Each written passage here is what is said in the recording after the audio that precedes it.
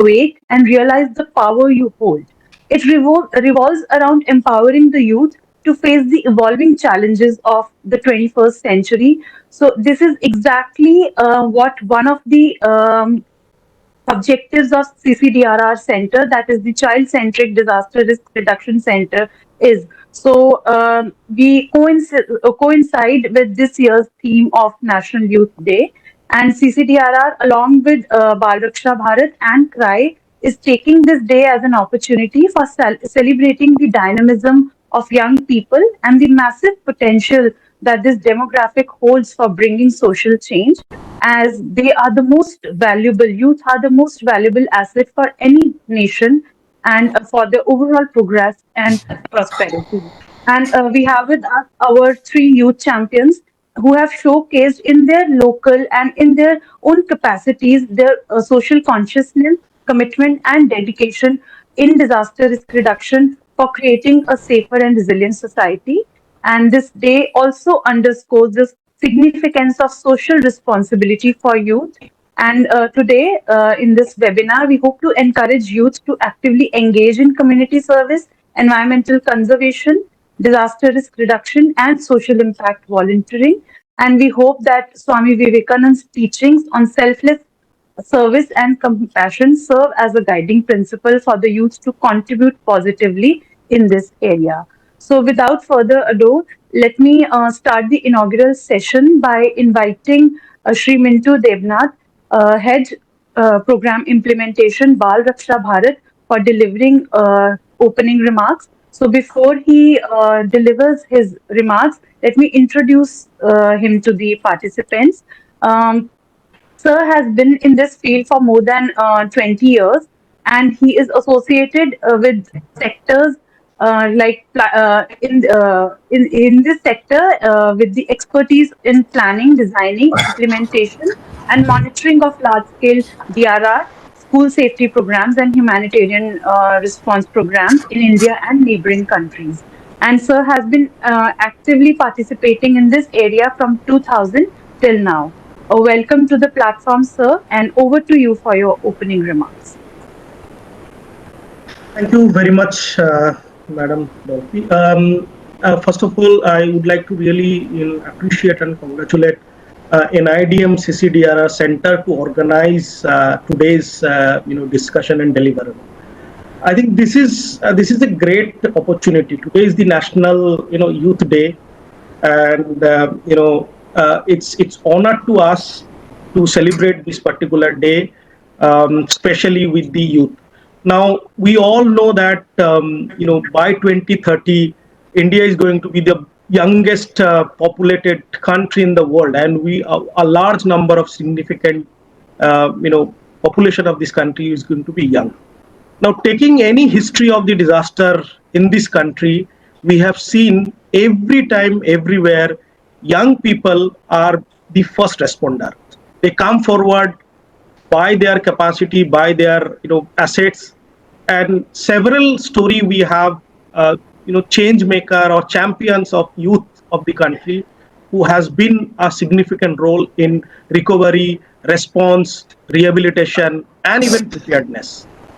Nowadays, especially the young population are very much focused on the climate change action. There are story across the world. There are story in this particular country that young people are actually now the change maker on the climate change and disaster risk reduction board. I'm very honored that Bal Raksha Bharat jointly with NIDM working towards building capacity of the youth and building a greater platform for the youth in this country, especially on disaster risk reduction. And I see there are three champions with us today, and I'm very keen to hear them from their experience and to learn from them, how they are working and what other youth champion can hear from them and learn from them and contribute in the disaster risk reduction. This is a great opportunity, especially under the supervision of Professor Santosh. I think the agenda of youth is an agenda for the country. as our honorable Prime Minister said that Viksit Bharat is one of our agenda, and this Viksit Bharat agenda actually lies on the hand of the youth. And working in the disaster management sector and climate change sector by the youth is something is going to be to build the nation together. I put forward my sincere gratitude to all the speaker and the organizer especially, and I'm very keen to hear the stories from our champions, and encourage all other participant young people in this discussion uh, to be the leader by themselves for the disaster management in the sector, and you can change the new era of the disaster risk reduction and climate change. Thank you very much. Thank you. Thank you so much, sir. Thank you. And sir, हमारे जो youth champions हैं, उन्होंने request किया है if we can keep this program bilingual in Hindi and English, because a lot of people have joined from their local area, that is Himachal, and from those areas, so it will be easier for them to understand. So can we do that? Keep it a little bilingual. Yes, of course.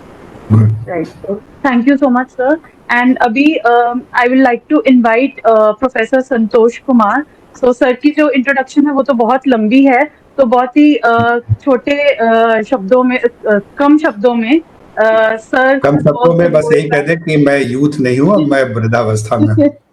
लेकिन जो ये centre शुरू किया है youth के लिए और children के लिए, ये सर का ही ब्रेन चाइल्ड है, and sir is also now again एक विद रिन्यूड एक जोश के साथ सर ने दोबारा से child centric and youth oriented disaster risk reduction में न्यू डायरेक्शंस हमें देनी शुरू की हैं, and sir has worked with SAARC, sir has worked with World Bank, and sir is now senior advisor in NIDM and also project director of CCDRR. Thank you. Thank you. To Professor Santosh for his inaugural keynote address. Thank you डॉल्फी, शाहीन जी, मिंटू जी, हमारे 3 युवा साथी यहाँ पे जुड़े हैं राका जी के साथ और रंजन जी के साथ, और बहुत सारे लोग यहाँ पे जुड़े हुए हैं उनके साथ साथ जो कई राज्यों से हैं. It's very important that CCDRR is holding this particular workshop or a webinar, you can say, on the youth. जब आप इंट्रोडक्शन दे रही थी तो मैं सोचा कि हर का काल होता है हमारे यहाँ, जो चाइल्ड का एक टाइम होता है, फिर यूथ का होता है, फिर वृद्धावस्था का होता है. ये एक साइक्लिकल अप्रोच है, और उसमें विवेकानंद जी ने बड़ी अच्छी बात कही थी कि व्यक्ति का सब शरीर है जो वृद्धावस्था में पहुंचता है, आत्मा नहीं पहुंचती. आत्मा का एक जनरेशन टू जनरेशन ट्रांसफर होता है, from one body to another body. तो मैं कहीं किसी और के बॉडी से आया और किसी के आत्मा में मेरी आत्मा आई, उसको मैं कैरी कर रहा हूं, और फिर मेरी आत्मा को कोई और बॉडी कैरी करेगा. ये कॉन्टिन्यूम का उन्होंने सिद्धांत दिया कि नैनम छिदन्ति शास्त्राणाम नैनम दहति पावका, जो कहते हैं ना कि आत्मा ऐसी चीज है, ना इसको पानी भिगो सकता है, ना आग जला सकती है, ना कोई काट सकता है, आदि आदि. उसी कॉन्टिन्यूम में हम इस बात को कहते हैं कि आत्मा क्या एक विचार के रूप में हम सोच रहे हैं आज. And what is that? Youth एक अपने युवा काल में बहुत सारी चीजों से जूझता है और बहुत सारी चीजों से रूबरू होता है और बहुत सारी विचारधाराओं से इंटरैक्ट होता है. जैसे जब हम लोग युवा हो रहे थे तो उस समय कंटेम्प्रेरी इश्यूज थी. एक चल रहा था लोकनायक जयप्रकाश नारायण का मूवमेंट चल रहा था, और उसमें युवाओं का एक डिलेमा था कि भारत का स्वरूप कैसा होना चाहिए. तो एक समय और काल की सोच थी, तो लोग उस समय बहुत लोग जुड़ रहे थे उस तरह के पॉलिटिकल एपॉलिटिकल थिंकिंग में. उसके पहले अगर आप देखें कि हमारे आज़ादी के पहले के युवा थे वो क्या सोचते थे. आज़ादी के पहले के युवा जो थे उनके लिए कंटेम्प्रेरी चैलेंजेस अलग थे. उसी में कोई शहीद भगत सिंह हो गए और उसमें कोई बिस्मिल हो गए. तो इस तरह के जो कंटेम्प्रेरी चैलेंजेस होते हैं, जो आसपास में जो घटित हो रही है घटना या दुर्घटना जो भी हो रही है, उससे युवा का मन बहुत आह्लादित होता है, प्रभावित होता है, और उस प्रभाव को लेके अपने फॉर्मेशन ऑफ आइडियाज होते हैं। वर्तमान का युवा क्या सोच रहा है, आज का युवा जो है वो कई चीज़ों में कई चीज़ों को देख रहा है, क्योंकि उसके पास जानकारी का एकदम जीता जागता उसके पास वर्ल्ड डिक्शनरी को लेके घूम रहा है इसके फॉर्म में, है ना। तो हमारे टाइम में वो सूचना का अभाव था और अभी सूचना का सरप्लस है। उसमें we need to pick up that which is important for us, which is helping us to grow. इस कॉन्टेक्स्ट में आज जब पूरे विश्व का हम ये देखते हैं तो एक जो डिस्कशन और डिस्कोर्स और जो वैश्विक चिंता बनी है वो क्लाइमेट चेंज की बात कर रहे हैं, इनइक्वलिटी की बात कर रहे हैं, असमानता की बात करते हैं। तीसरी जो बहुत बात होती है, आपदाओं से बात हो रही है। आपदाएं, क्लाइमेट चेंज क्या है, उसके कॉन्सिक्वेंसेस की बात हम कर रहे हैं। कॉन्सिक्वेंसेस क्या है, तो फ्लडिंग हो रही है, लैंडस्लाइड्स हो रहे हैं, कई तरह के डिजास्टर्स हो रहे हैं। और सीधा प्रभाव किस पे पड़ रहा है, वो व्यक्ति पे पड़ रहा है, पर्यावरण पे पड़ रहा है, लोगों पे पड़ रहा है। और उसी चीज़ों से हम अपनी चीज़ों को, अपनी विचारधारा को विकसित करते हैं। कोई व्यक्ति हिमाचल में रह रहा है या कोई व्यक्ति अभी उत्तराखंड में रह रहा है, उसकी त्रासदी देखी हो, उसका परिवार अगर विक्षिप्त हो गया हो या उसके पड़ोस में कोई उसका विक्षिप्त हो गया, कोई उसके मित्र, तो उसका और उसकी एनर्जी पूरी है उस समस्याओं के आसपास दौड़ती नजर आएगी। ऐसे कई चीजें हैं जो हमारे युवा मन को प्रभावित करता है। युवा का जो दूसरा जो पहलू है वो सोचता है कि मुझे रोजगार लेना है, मुझे एक नई जिंदगी जीनी है, एस्पिरेशंस हैं युवाओं के। तो उसमें एक अच्छे कोर्स करने की जद्दोजहद रहती है। Then they also aspire for going for a high end courses like management courses, IIT, NIT, MBA। और इन सब चीज़ों क्या है, ये लाइवलीहुड से रिलेटेड है सारी चीज़ें, क्योंकि हमें लाइफ और लाइवलीहुड को देखना है तो लाइवलीहुड के एस्पिरेशंस आते हैं सामने। बेस्ट ऑफ द स्कूल्स में जाएंगे तो हमें बेस्ट ऑफ द अपॉर्चुनिटीज, और फिर उसके बाद एस्पिरेशंस डिफाइन होती है पैकेज में। तो पैकेज क्या है, तो एक युवा का एक दूसरी जो चिंता है वो पैकेज की चिंता है, अच्छी पढ़ाई की चिंता है।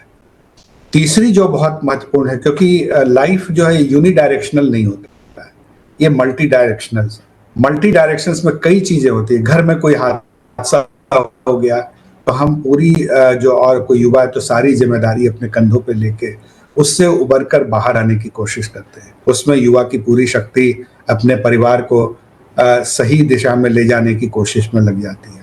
तो कहने का मतलब है कि एक multi cultural, multi functional, multi dimensional, इन सब चीज़ों में हमारा युवा मन बढ़ रहा है। और उसके कई चीज़ें हैं जहाँ पे हम या तो हम कहते हैं कि युवा भटक गया है, या युवा कहते हैं सही दिशा में जा रहा है। और दिशा का निर्धारण कौन कर रहा है ये पता नहीं भी कि ये सही है या ये गलत है। तो ये सही गलत के सोच में एक युवा अपना मन बनाता है और उसमें आता है। अब जैसे एक बुद्धा थे, बुद्धा के बारे में इसलिए कह रहा हूँ कि वो भी एक युवा थे और बड़े कम उम्र में उनकी शादी हुई। उनको भी पता नहीं था विवाह क्या है, वैवाहिक संबंध क्या होता है, और एक पुत्र का जन्म होता है, फिर उसके पश्चात वहां से निकल जाते हैं। क्योंकि युवा का मन था, उस मन में कई चीजें जूझ रही थी, और वो एक राजकुमार थे। उनके पिता के पास ऐशो आराम की सारी चीजें थी, लेकिन वैभव उनको रोक नहीं पाया अपने पास। वो वैभव से एकदम अलग हो गए। पिता ने कोशिश की कि सांसारिक दुखों का कोई एक्सपोजर नहीं हो उनको, लेकिन जो होता है विधि का विधान होता है। तो वो जो अट्रैक्ट किया उनको, और उसके पास वो स्पिरिचुअल लर्निंग, लाइफ को डिस्कवर करने के लिए निकल गए। उसी में हमारे विवेकानंद जी भी निकले, एकदम यूथ और यूथ आइकन।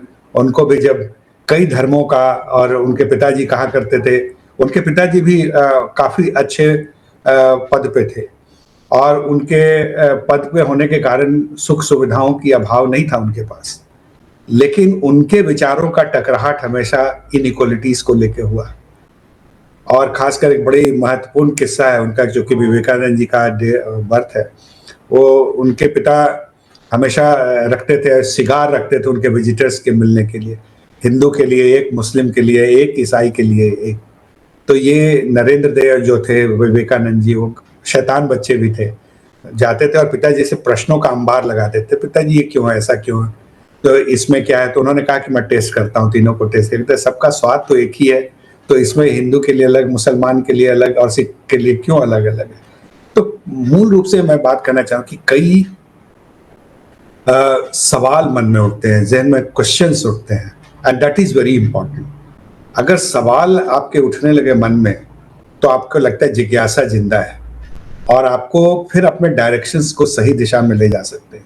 तो विवेकानंद में जो जिज्ञासा आई और उनका धीरे धीरे ये हुआ कि हमारे देश में ये कास्ट सोसाइटी क्यों बनी, ये रिलीजियस डिवाइड क्यों हुआ, इस पे बड़ी चिंताएं उन्होंने की। और फिर धीरे धीरे उन्होंने कहा कि मूल रूप से ह्यूमन जो है वही सबसे बड़ी चीज है। और उसके बाद फिर उन्होंने कार्य करना शुरू किया कि हमारे पुराने साहित्य क्या थे, लोगों ने क्या काम किया, स्पिरिचुअलिज्म आदि आदि। तो हमें जो वातावरण आज का वातावरण है वो टेक्नोलॉजी का वातावरण है। आज का जो वातावरण है वो इंफॉर्मेशन एक्सप्लोजन का वातावरण है। आज का जो वातावरण है वो क्लाइमेट चैलेंजेस है, क्लाइमेट चेंज का वातावरण है। पोस्ट इंडस्ट्रियल रिवोल्यूशन का वातावरण है, जिसमें हम एक टेक्नो रिवोल्यूशन हम इसको कह सकते हैं, जिसमें आईटी रिवोल्यूशन है, जैसे 1947 में इंडस्ट्रियल रिवोल्यूशन, और इसमें नॉलेज का रिवोल्यूशन हो रहा है। तो पूरी दुनिया एक हो गई है नॉलेज के स्तर पे। तो इस कॉन्टेक्स्ट में और कई सारी आपदाएं आ रही हैं, तो बड़ी अच्छी बात है कि आज यूथ के विचार हमें सुनने को मिलेंगे। और एक युवा वर्ग, एक कहते हैं बिल्कुल नेसेंटली, कुछ किसी बात से प्रभावित ना हो करके एक क्लीन स्लेट पे एक युवा क्या सोच रहा है और उसकी क्या चिंता बन रही है और उस चिंता पे किस तरह से वो कार्य कर रहे हैं, किस तरह से उसके प्रश्न लगा रहे हैं। हमारा जो child centric disaster risk reduction है, जो यूथ पे भी काम कर रहा है, यूथ इसके ड्राइव को ले जाने में बहुत निर्णायक भूमिका अदा कर सकते हैं। जो हमारा आगे आने वाला जनरेशन है बच्चों का, और जो एक यूथ है जिनके हाथ में एक बैटन है, कमांड है, वो चिल्ड्रन से ग्रेजुएट होकर यूथ में आ गए। अब तीसरी श्रेणी में जाएंगे इसके बाद, जब प्रौढ़ होंगे तो उसके बाद फिर वृद्धावस्था आएगी। तो ये ट्रांजिशन जो हो रहा है, तो उसमें अपने एस्पिरेशंस को, समाज के प्रति आपकी चिंता क्या है, आप अपने से बाहर निकल के कंपैशन के बारे में क्या सोच रहे हैं, आप अपने से बाहर निकल के एक परमार्थ के बारे में क्या सोच रहे हैं, दूसरे की सुख के बारे में क्या सोच रहे हैं, और किससे आपको खुशी मिलती है। Your mind and body and soul gets very excited, वो कहते हैं ना फुल ऑफ एनर्जी, मन प्रफुल्लित जिसको होता है। प्रफुल्लित वर्ड को आप रेजोनेट करेंगे अगर इंग्लिश में बात ना करके हिंदी में, मन प्रफुल्लित हो गया, तो उस प्रफुल्लित का जो इकोसिस्टम है अंदर में, वो एक डिफरेंट काइंड ऑफ एनर्जी निकालता है। तो उस तरह की चीजों को आप देखें, और किस तरह से जो चैलेंजेस है ह्यूमैनिटी के आज, क्लाइमेट चेंज, डिजास्टर मैनेजमेंट, जिसमें यूथ एक निर्णायक विक्टिम भी है और एक निर्णायक व्यक्ति भी है जो आगे बैटन ले जा सकता है। तो इस कॉन्टेक्स्ट में मैं आप सबको साधुवाद देता हूँ। It's my heartiest congratulations that आपके एस्पिरेशंस के साथ साथ एक भारतवर्ष या विश्व का निर्माण कैसा हो, आगे का विश्व कैसा लगेगा, आगे के 40 वर्षों में ये विश्व कैसा दिखेगा, और उसके निर्माण की पूरी जो आज कहते हैं जिम्मेदारी है, वो आपके हाथ में है। तो हम आपकी मुखारबिंद से ही सुनना चाहेंगे कि आप क्या सोचते हैं, आपकी विचारधारा कैसी बन रही है, और आप इसको कैसे ले जाना चाहते हैं, जहाँ पे हमारी संस्था इन तरह के विचारों को नर्चर करके आगे बढ़ा सके। तो धन्यवाद एक बार फिर से, थैंक यू वेरी मच।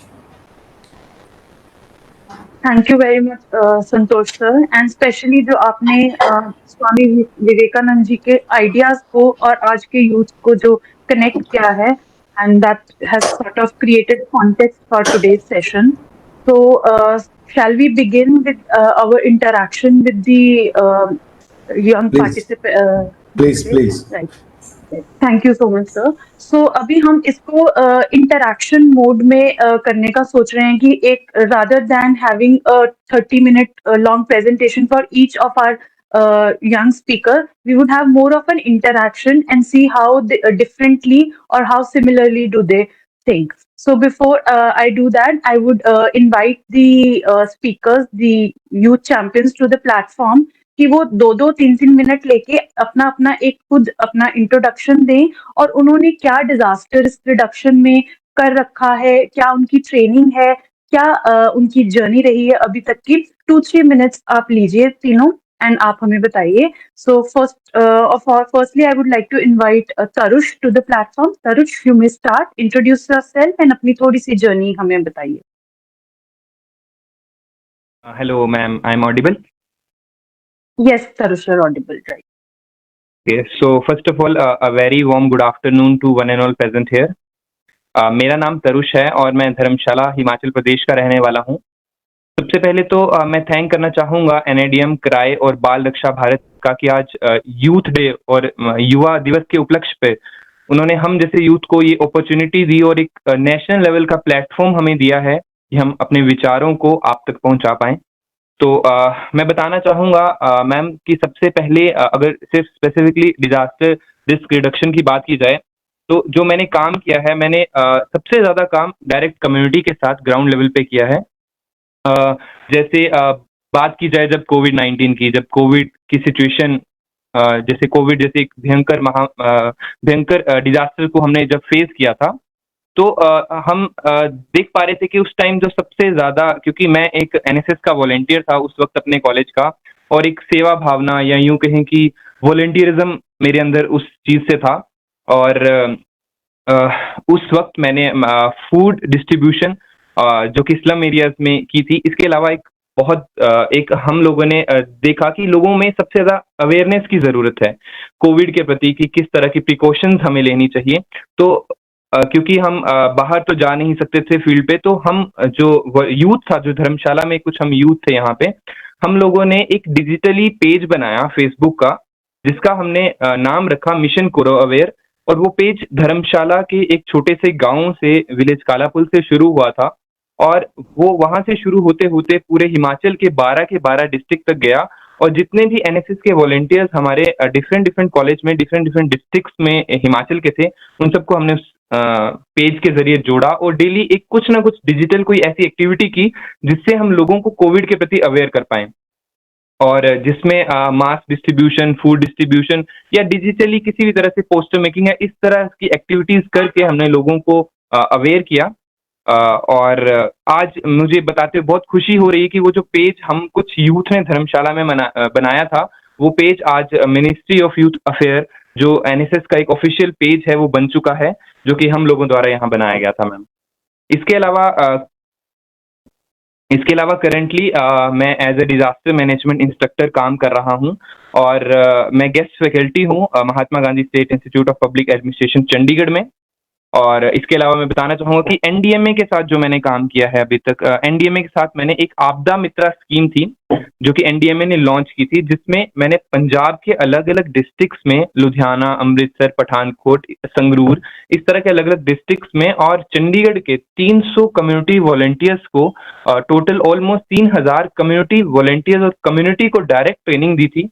और सबसे ज़्यादा खुशी तो इस बात की है कि जब हमने वो ट्रेनिंग जिन वॉलंटियर्स को या जिस कम्युनिटी को हमने वो ट्रेनिंग दी थी, जब अभी रिसेंटली हम लोगों ने देखा था कि चंडीगढ़ में और खरड़ वाले एरियाज में जब वो पानी इकट्ठा हो गया था और बहुत ज़्यादा पानी से लोगों को बहुत ज़्यादा दिक्कत हो रही थी, तो जब NDRF या जो भी रिस्पॉन्स फोर्सेज वहाँ पे आई थी, तो हमारे द्वारा ट्रेन वॉलंटियर्स ने उनके साथ मिलकर वहाँ पे रिस्पॉन्स पे भी काम किया था. इसके अलावा मैं बताना चाहूँगा कि NDMA की ही जब आपदा मित्रा स्कीम चली थी, तो इनोवेशंस में मैंने एक चंडीगढ़ का आपदा मित्रा लोगो डिज़ाइन किया था. इसके अलावा इनोवेशंस की अगर बात की जाए तो NDMA की ही आपदा मित्रा बुक जो चंडीगढ़ की थी, वो पंजाबी और इंग्लिश में थी, जिसका मैंने हिंदी ट्रांसलेशन किया और उसमें लेटेस्ट डाटा के हिसाब से hazard profile of Chandigarh add की थी. और इसके अलावा अगर बात की जाए NIDM के साथ, तो NIDM की मैंने दिल्ली में भी ट्रेनिंग अटेंड की थी जो कि वाटर शेड्स के ऊपर थी. उसके अलावा रिसेंटली मैं मशोबरा में, शिमला में NIDM की एक child centric disaster risk reduction पे ट्रेनिंग हुई थी, जिसको मैं अटेंड किया मैंने. इसके अलावा मैक्सिपा और चंडीगढ़ में NIDM की जो भी ट्रेनिंग्स होती है, उन सब में मैंने भाग लिया है. और इसके अलावा एक NIDM की एक वीडियो एडिटिंग कॉन्टेस्ट हुआ था NIDM का, जिसपे उस वीडियो को मैंने और मेरी टीम ने मिलकर एडिट किया था. और अगर बात की जाए अब चंडीगढ़ एडमिनिस्ट्रेशन की, तो चंडीगढ़ एडमिनिस्ट्रेशन के साथ अभी करेंटली मैं CDMP प्लान अपडेशन पे काम कर रहा हूँ. चंडीगढ़ डिजास्टर मैनेजमेंट प्लान की अपडेशन पे अभी रिसेंटली काम कर रहा हूँ. इसके अलावा अभी जैसे कि हम लोगों को पता है कि रिपब्लिक डे आने वाला है 26 जनवरी, तो चंडीगढ़ एडमिनिस्ट्रेशन अपनी तरफ से एक टेबल्यू डिजाइन करवा रहा है जिसमें मैं काम कर रहा हूँ। एक आपदा मित्रा चंडीगढ़ की झांकी प्रस्तुत की जाएगी जिसपे मैं भी काम कर रहा हूँ। इसके अलावा अगर बात की जाए रिस्पॉन्स की, तो आज से कुछ टाइम पहले, जैसे कि आप सभी को पता है कि हिमाचल ने किस तरह से अभी लैंडस्लाइड, क्लाउड बर्स्ट और फ्लैश फ्लड जैसी चीजों को देखा है। तो उसमें कोटला एक जगह है डिस्ट्रिक्ट कांगड़ा में जहाँ पे लैंडस्लाइड हुई थी, जिसमें मैंने रिलीफ और रिहेबिलिटेशन में काम किया था। इसमें मैंने फंड रेजिंग, अपने धर्मशाला के जो हम यूथ थे, हम सब ने मिलकर एक फंड रेजिंग वस्त्र बैंक जैसे अभियानों की शुरुआत की यहाँ पे। मतलब वो हमारा 3 से 4 दिन का कैंपेन चला था जिसमें एक अच्छा अमाउंट हमने इकट्ठा किया था और कई लोगों ने फूड भी डिस्ट्रीब्यूट किया था। तो हम सब लोग पर्सनली यहाँ से कोटला गए थे और वहां जाके लोगों को, जो कि जिनके घर टोटली डैमेज हो गए थे उस लैंडस्लाइड से, उनको हमने डायरेक्ट उनके अकाउंट में हमने फंड ट्रांसफर किए थे। और लोग जो कि कम्युनिटी हेल्थ सेंटर जो थे गांव के, वहां पे जो लोग रह रहे थे उन सबको हमने फूड डिस्ट्रीब्यूट किया था। इसके अलावा एक लैंड सब्सिडेंस का केस यहाँ पे आया था डिस्ट्रिक्ट कांगड़ा में, जो कि उसी दौरान हुआ था, कोटला के इंसिडेंट के 1-2 दिन बाद, जिसमें एक पहाड़ी पूरी जमीन उसके नीचे धंस रही थी, जिसमें वहां के जो लोग थे जो इफेक्ट हो रहे थे, हमने मैंने और मेरे साथ कुछ लोग थे, धर्मशाला के यूथ थे हम सब, और हम सब लोगों ने वहां जाके उनको एक साइको सोशल केयर प्रोवाइड करवाई। इसके अलावा बात की जाए तो अभी करंटली मैं एक एनजीओ इको पहाड़ी, हमने एक रजिस्टर की एक ऑर्गेनाइजेशन नॉन प्रॉफिटेबल, जो हम सब, ताकि एक यूथ इकट्ठा हो जाए जो धर्मशाला का, एक जगह आके कुछ अच्छा इस फील्ड में कर पाए। तो अभी हम लोग हर सैटरडे संडे हम सब लोग, जो भी, चाहे वो एनएसएस के वॉलंटियर्स हैं, एनवाईकेएस के वॉलंटियर्स हैं, या धर्मशाला में जो भी यूथ ग्रुप्स हैं, या फिर जो भी कम्युनिटी ग्रुप्स है, वो सब मिलके एक ट्रेनिंग करवा रहे हैं यहाँ पे धर्मशाला में ही, जिसमें हम लोगों को, कम्युनिटी को, जो भी लोग हमारे साथ जुड़ना चाहें, उनको फ्री ऑफ कॉस्ट एक ट्रेनिंग दे रहे हैं, जिसमें हम उनको जो बेसिक चीजें हैं, जैसे कि tent pitching, fire safety, river crossing, या इस तरह की हम चीजें उनको सिखा रहे हैं। तो अभी तक ये सब काम मैं डिजास्टर रिस्क रिडक्शन में कर रहा हूं मैं। थैंक यू सो मच तरुष, और आपने अपनी सारी एक्टिविटीज अच्छे से एक्सप्लेन कर दी हैं। And also I would like to give you credit कि आपने जो डिजाइनिंग वाला आपका काम है, मैंने पर्सनली देखा है, एंड अभी I was little poor in that, and Tarush has helped me also. So he is not only helping his community but he is helping his seniors as well. So I would also like to thank Tarush for that. And yes, he has designed that logo, and I have personally seen that logo. It's very innovative and very nicely done. And जो इनका कोटला का काम हुआ था, that he had shared while they were doing this work, they had asked some suggestions and they had shared what they were doing. It's a commendable work, and वो उस time का work है जब फ्लडिंग हो रही थी। It was happening, ऐसा नहीं था कि फ्लडिंग और लैंडस्लाइड खत्म हो गए थे उसके बाद इन लोगों ने किया है, उस टाइम पे it was ongoing. So a big applause for you. It's very interesting that started with COVID-19 and then continuing with the floods also. So it's very important to see that continuum, and they are also engaged in the Apada Mitra initiatives. Good that we can listen to others also, so that we can see that how much we can learn from them at this stage. Very nice. Thank you, sir. Excellent. Thank you, sir. And then can we move on to Anjum now? Anjum? Yes, introduce yourself and अपना आप कम शब्दों में बहुत ज्यादा अपना काम जो आपने किया है वो बताइए। Okay, so firstly, a very warm good afternoon to all of you. Myself Anjum. Firstly, I want to give my heartiest gratitude for the platform. Obviously, thank you for the opportunity. And I am 18 years old. I am from Dunera. Dunera is a village on the state border of Himachal and Punjab. It is in Punjab, district Pathankot. I am a community volunteer working with full enthusiasm in the field of disaster, and I am currently pursuing my graduation from Government College, Dharamshala. So, in the field of disaster, I am a fresher. Like, in the field of disaster, I'm a fresher. I pursue my college, and I am a NSS volunteer also. I have worked a lot as a volunteer on community level before disaster management also. Like, I remember in 2018 there were Kerala floods. So me and my peer group, we decided to like raise a fund, and we हम पूरा area अपना जितना village का था और आसपास का था, हम होम टू होम गए और डोर टू डोर एक फंड रेज किया और वो केरला फ्लड्स में हेल्प किया। फिर उसके बाद जैसे कोविड-19 आया तो हमने हमारे स्कूल में एक अवेयरनेस कैंपेन किया था पर्सनल हाइजीन को लेके। फिर उसके बाद कोविड में लॉकडाउन्स लग गए एंड देन हमारे जो एरिया था उनमें पंचायत से डिसाइड किया था कि जैसे आउटस्कर्ट्स ऑफ द जो हमारे टाउन थे वहां पर लेबरर्स रहते थे तो उन्हें फूड डिस्ट्रीब्यूशन में, तो उसमें भी मैं अपने फादर के साथ जाती थी और उसमें किया।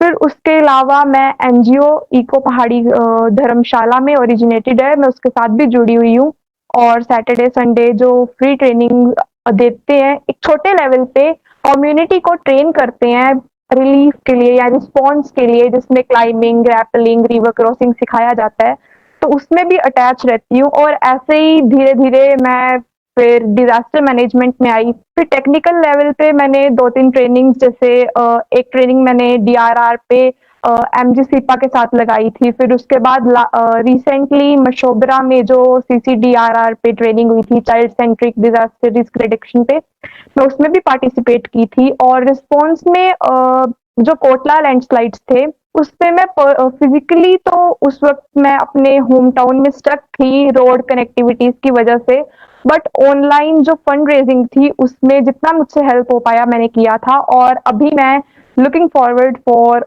greater opportunities to work in the field. Thank you. Thank you so much, Anjum. And you are 18 years old and you are at that cusp of childhood, जिसको हम 18 से कम को children मानते हैं, and उसके बाद हम just youth की उसमें वो करते हैं। And you are a very important participant for us because आप child भी हैं कहीं and आप youth में भी हैं।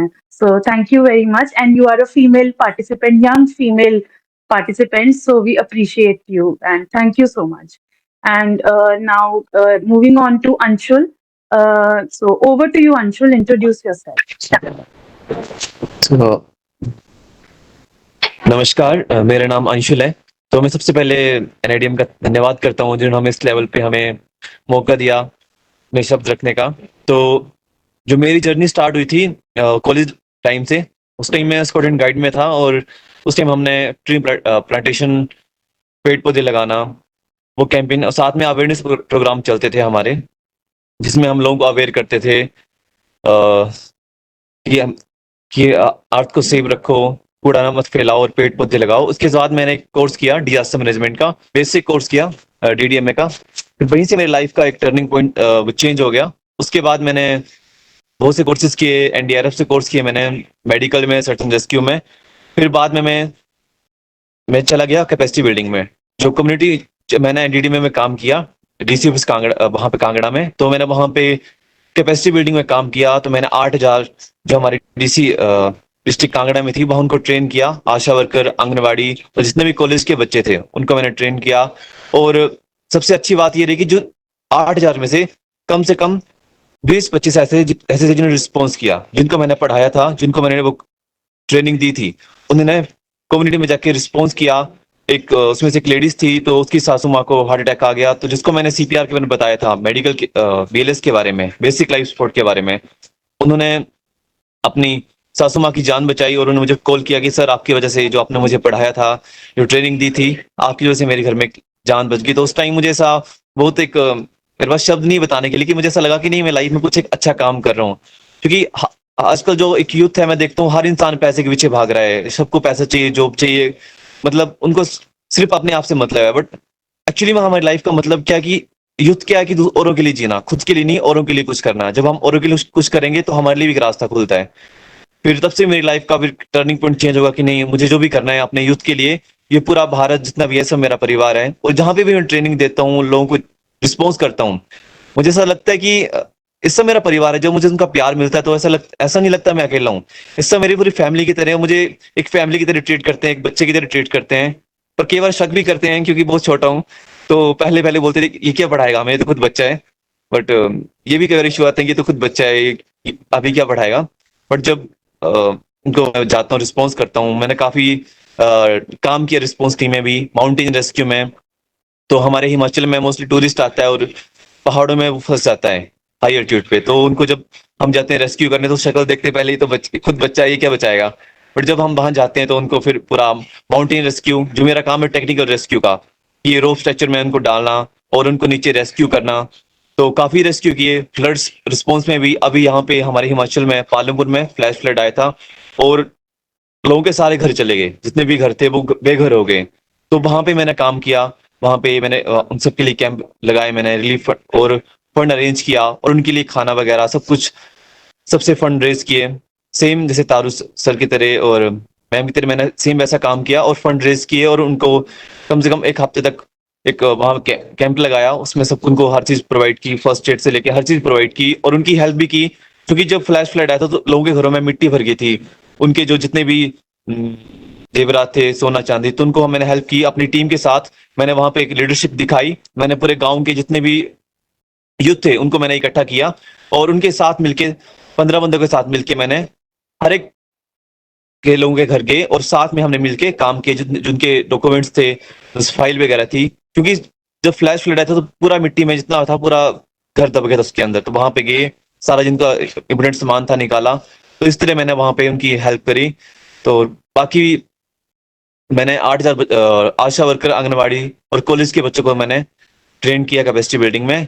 और इसके साथ में मैंने एनडीएमए के प्रोजेक्ट में काम किया है, आपदा मित्र में, जिसमें कि मैंने डिस्ट्रिक्ट पंजाब की पंजाब की डिस्ट्रिक्ट में काम किया, अमृतसर, लुधियाना, और वहां पे 3,000 वॉलेंटियर को मैंने ट्रेन किया है। तो बाकी ओवर टू टर्फी ma'am. Thank you so much, Anshul, and thank you for your introduction. And especially, आपकी बातों से यही पता लग रहा है that you have some sort of expertise in, or you're gaining expertise in rescue.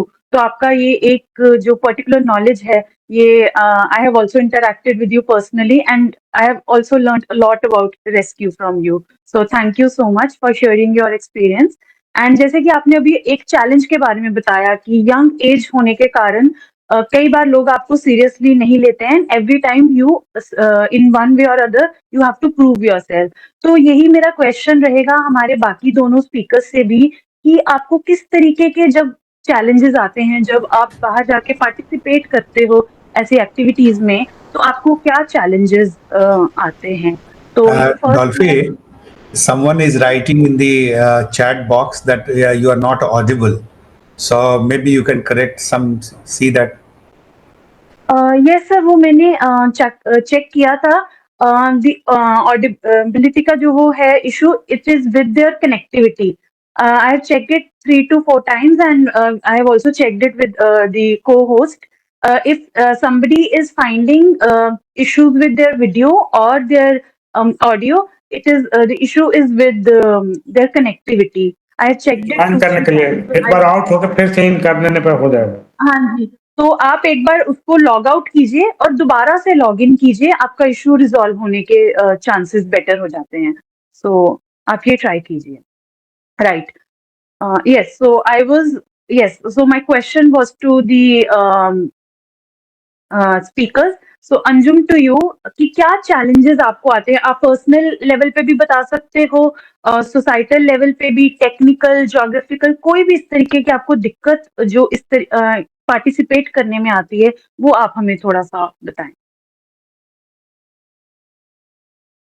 Yes ma'am, तो सबसे पहली बात तो चैलेंजेस, सबसे बड़ा चैलेंज मेरे लिए जो रहा है इस फील्ड में, तो सबसे बड़ा यही रहा है कि जैसे पता है कि पता नहीं कहाँ पर काम करना है या कहाँ पर ट्रेनिंग लगानी है, तो कहीं बाहर जाना होता है, तो सबसे बड़ी दिक्कत आती है फैमिली कन्विंस करने की। क्योंकि पर्सनली एक तो मैं अभी बहुत छोटी हूँ, एक यंग एज पे हूँ और इतना मैं घर के बाहर रही नहीं हूँ।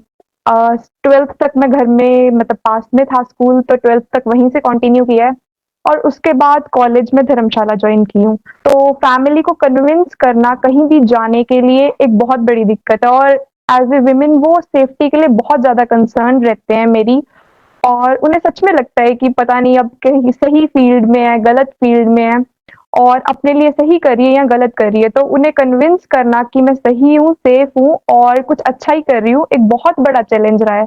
दूसरा एज का ही कि यंग एज है, बहुत कुछ आगे सोच रही हूँ, नया-नया वर्ल्ड देख रही हूँ, तो वो भी चैलेंज रहता है कि किस तरीके से, किस फील्ड में जाना है। उसके बाद मुझे थोड़े से फाइनेंशियल आते हैं कि जैसे अभी मैं खुद तो कमाती नहीं हूँ, तो कहीं जाना होता है, तो उसके फाइनेंसेस जब बेयर करने पड़ते हैं, तो वो पेरेंट्स पे पड़ते हैं, तो फिर थोड़ा-सा वो भी रहता है कि किस तरीके से, कैसे होगा। और उसके बाद अभी मैं जैसे साथ-साथ में स्टडीज़ कर रही हूँ, मैं ग्रेजुएशन परस्यू कर रही हूँ, मैं सेकंड ईयर में हूँ।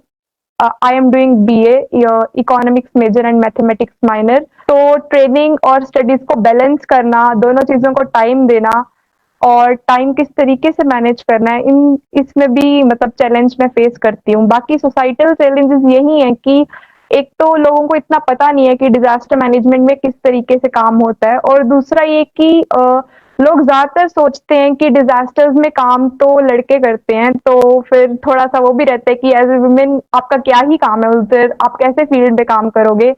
तो वो वाले चैलेंजेस अब देख रही हूँ, धीरे धीरे डील भी कर रही हूँ। मेरी फैमिली को कन्विंस करना मेरा मेजर चैलेंज होता है। अगर वो कन्विंस हो जाए तो मैं कम ही चीजों की ज्यादा मतलब इतना नहीं सोचती हूँ, बट फैमिली के लिए थोड़ा रहता है। Over to you ma'am. Thank you so much Anjum, and I am really pleasantly surprise कि आपने इतने अच्छे वे से बहुत ही क्रिस्प पॉइंट्स में हमें अपने चैलेंजेस बताए, जो कि बहुत ही रियल चैलेंजेस हैं, and I a few of them even I myself have faced.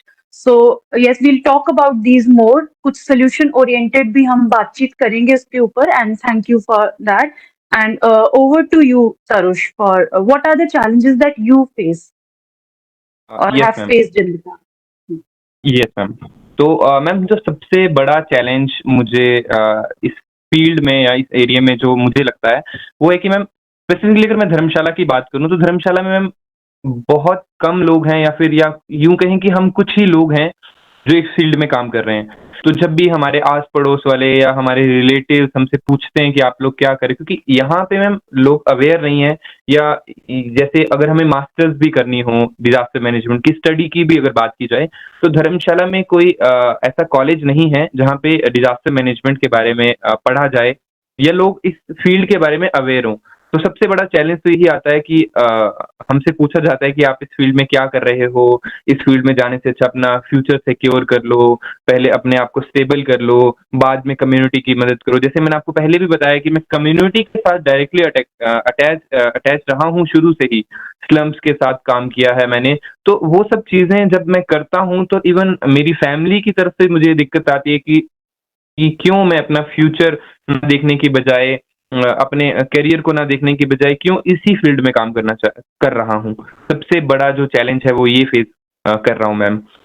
इसके अलावा जो दूसरा चैलेंज जो इस फील्ड में मैं फेस कर रहा हूँ मैम, कि हम लोग बहुत यंग फेसेस हैं, और लोगों को या किसी को भी अगर हम एडमिनिस्ट्रेशन लेवल पे भी बात की जाए, एडमिनिस्ट्रेटिव चैलेंज की भी बात की जाए, तो ये है कि हम लोगों के यंग फेसेस की वजह से लोग हम पे बिलीव नहीं कर पाते हैं कि क्या ये लोग कुछ कर पाएंगे। ऑफ कोर्स हमारे पास एक्सपीरियंस कम है, बट यूथ के पास एनर्जी बहुत ज्यादा है।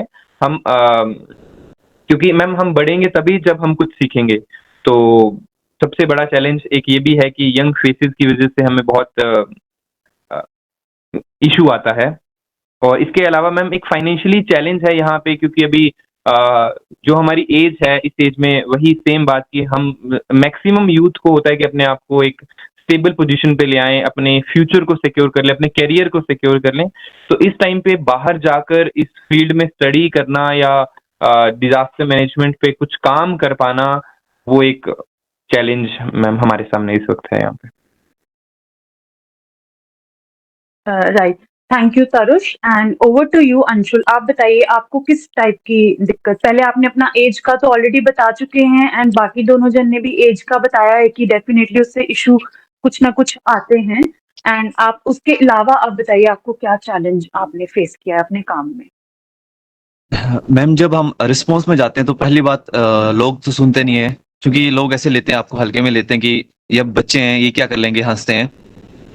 दूसरी चीज कि फाइनेंशियली दिक्कत आती है, क्योंकि जब हम जहाँ में हम काम करते हैं, हम फ्री ऑफ कॉस्ट काम करते हैं, रिस्पॉन्स टीम में जाते हैं, तो मतलब हमें एक फ्री में काम करते हैं, हमें मतलब अच्छा लगता है हेल्प करना, लोगों की जान बचाना, बट कहीं ना कहीं हमें फाइनेंशियली दिक्कत आती है कि जो अपना इक्विपमेंट लेके अपना खर्चा करके सब कुछ लेके हम लोगों की जान बचा रहे हैं, बट कहीं ना कहीं फैमिली से सुनना पड़ता है कि पहले अपना देख लो, पहले तब किसी और का देखना।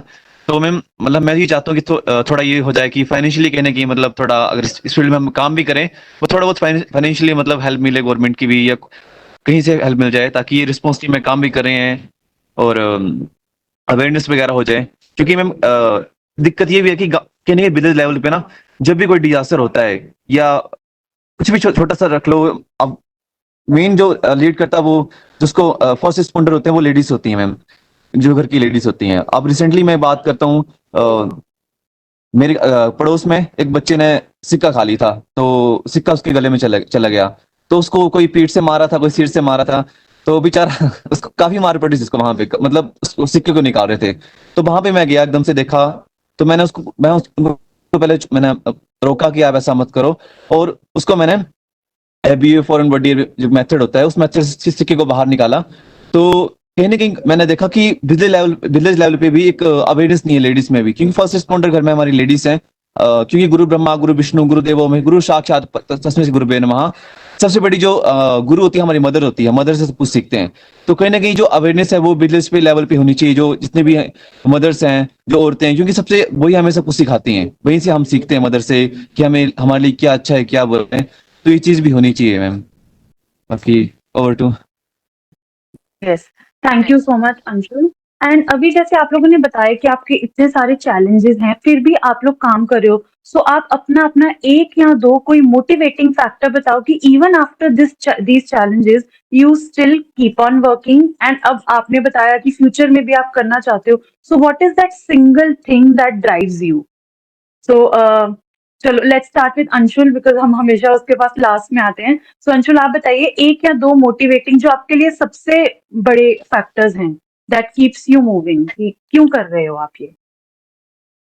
मैम हमारे यहाँ ही कांगड़ा में एक यहाँ पे फेस्टिवल होता है रली पूजन, उसमें हम नदी में जाते हैं और वहां पे भगवान की मूर्ति पानी में बहाते हैं। तो एक बार हुआ ये कि वहां पे एक लड़का था, वो पानी में डूब गया। तो सब सोच रहे मजाक कर रहा है, पानी में डूबा नहीं है, और मुझे लगा सच में पानी में डूब गया। मैं उसके पास गया और उसकी जान बचाई, उसको वहां से बाहर निकाला मैंने। और जब उसको बाहर निकाला, उसकी मदर मेरे को ऐसे लगी आप सच में मेरे लिए भगवान, और आपकी वजह से आपने मेरे मतलब बच्चे को दूसरा जीवन दान दिया है, तो आज जिंदा है वो आपकी वजह से। तो जब भी वो मुझे मिलते हैं तो हमेशा मुझे याद करते हैं कि ये जो बच्चा अगर जिंदा है वो आपकी वजह से, वरना जिंदा नहीं होता। उस टाइम क्या हो गया, उसकी मदर भी पैनिक हो गई, वो भी पानी में लगे जाने, इवन उनको भी तैरने नहीं आता था। तो उस टाइम मैंने उनको शांत किया, उनको मैं बाहर बाहर निकाला कि आप अंदर मत जाओ, वरना मुझे दो जानें बचानी पड़ेगी एक साथ। तो उस टाइम मैं खुद बच्चा था, 18 साल का था।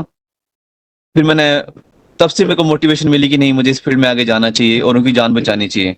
फिर मैंने रिस्पॉन्स टीम में काम किया माउंटेन्स पे। तो वहां पे मैंने जब लोगों के चेहरे देखे, जब मैं वहां पे रिस्पॉन्स टीम में अपनी रेस्क्यू टीम के साथ आता था, तो लोग हमें देख के खुश होते थे कि हमें कोई बचाने के लिए आया है। क्योंकि हम कहीं किसी से उम्मीद रखते हैं, वो हमें देख के एक उम्मीद रखते थे कि हमें पक्का बचा लेंगे। तो वहीं से मेरे को मोटिवेशन आई कि नहीं, हमें इस फील्ड में काम करना चाहिए और आगे बढ़ना चाहिए। और सच में मुझे मैम अच्छा भी लगता है जब मैं किसी की हेल्प करता हूँ, तो रात को मैम जो सुकून मिलता है ना, मैं बता नहीं सकता हूँ आपको। एक अच्छी नींद आती है किसी की हेल्प करके। और सबसे बेस्ट काम मुझे मैम ये लगता है कि हम किसी की जान बचा रहे हैं, किसी सबसे बेस्ट काम है मैम लाइफ का। और सबसे बड़ी मैम मेरे को देश सेवा भी ये लगती है, हम लोग कम्युनिटी में जा रहे हैं, उनको ट्रेन भी कर रहे हैं, रिस्पॉन्स भी कर रहे हैं, रिलीफ भी कर रहे हैं। तो मैम सबसे बेस्ट काम है मैम लाइफ का। और इन सबसे बड़ा धर्म भी है मैम इंसानियत। बाकी ओवर टू मैम। तो मतलब आपका मोटिवेटिंग फैक्टर मतलब सबसे ज्यादा लग रहा है एक सेंस ऑफ अचीवमेंट जो आपको, और एक रिकॉग्निशन जो आपको मिल रही है। जान बचाना आपको लग रहा है कि सबसे नोबल काम है, इसीलिए शायद आपका झुकाव भी रेस्क्यू की तरफ ज्यादा है। So thank you for that. And moving on to Tarush. Tarush, आपका मोटिवेटिंग फैक्टर क्या है? Hello ma'am. Ma'am, motivating factor बताने से पहले मैं रीजन बताना चाहूंगा कि क्यों मैं इस फील्ड से जुड़ा। मैम, सच बताऊं तो बिल्कुल भी इंटरेस्ट नहीं था इस फील्ड में, बिल्कुल भी इंटरेस्ट नहीं था। मैं इस फील्ड में मजबूरन जुड़ा हूं मैम। मैम, मैं धर्मशाला में एक ऐसे विलेज से बिलोंग करता हूं जो कि हर साल मैम, मतलब हमारे घर के आसपास लैंडस्लाइड जैसे केसेस, क्योंकि मेरा जो विलेज है मैम थोड़े हाई एल्टीट्यूड पे है, तो वहाँ पे ऑलमोस्ट जितने भी घर हैं सभी मिट्टी के घर हैं। सॉरी आई एम और इंटरप्टिंग, आप अपने विलेज का नाम बताएंगे प्लीज, अपना मैम विलेज विलेज का नाम। Kalapul ma'am, Kalapul ma'am. Kalapul, yes ठीक मैम। है, धर्मशाला तो में है ये। Yes ma'am, yes ma'am, yes ma'am. जी तो मैम कालापुल और तरुष, आपका वो ऑडियो चला गया है, आप अपना वीडियो स्टॉप करके ऑडियो चला सकते हैं अगर इंटरनेट कनेक्टिविटी का इशू है तो। हाँ जी, आपका नहीं आ रहा है ऑडियो, आप एक बार उसको म्यूट करके अपने आप को फिर से अनम्यूट कीजिए। अब देखिए आ रहा है।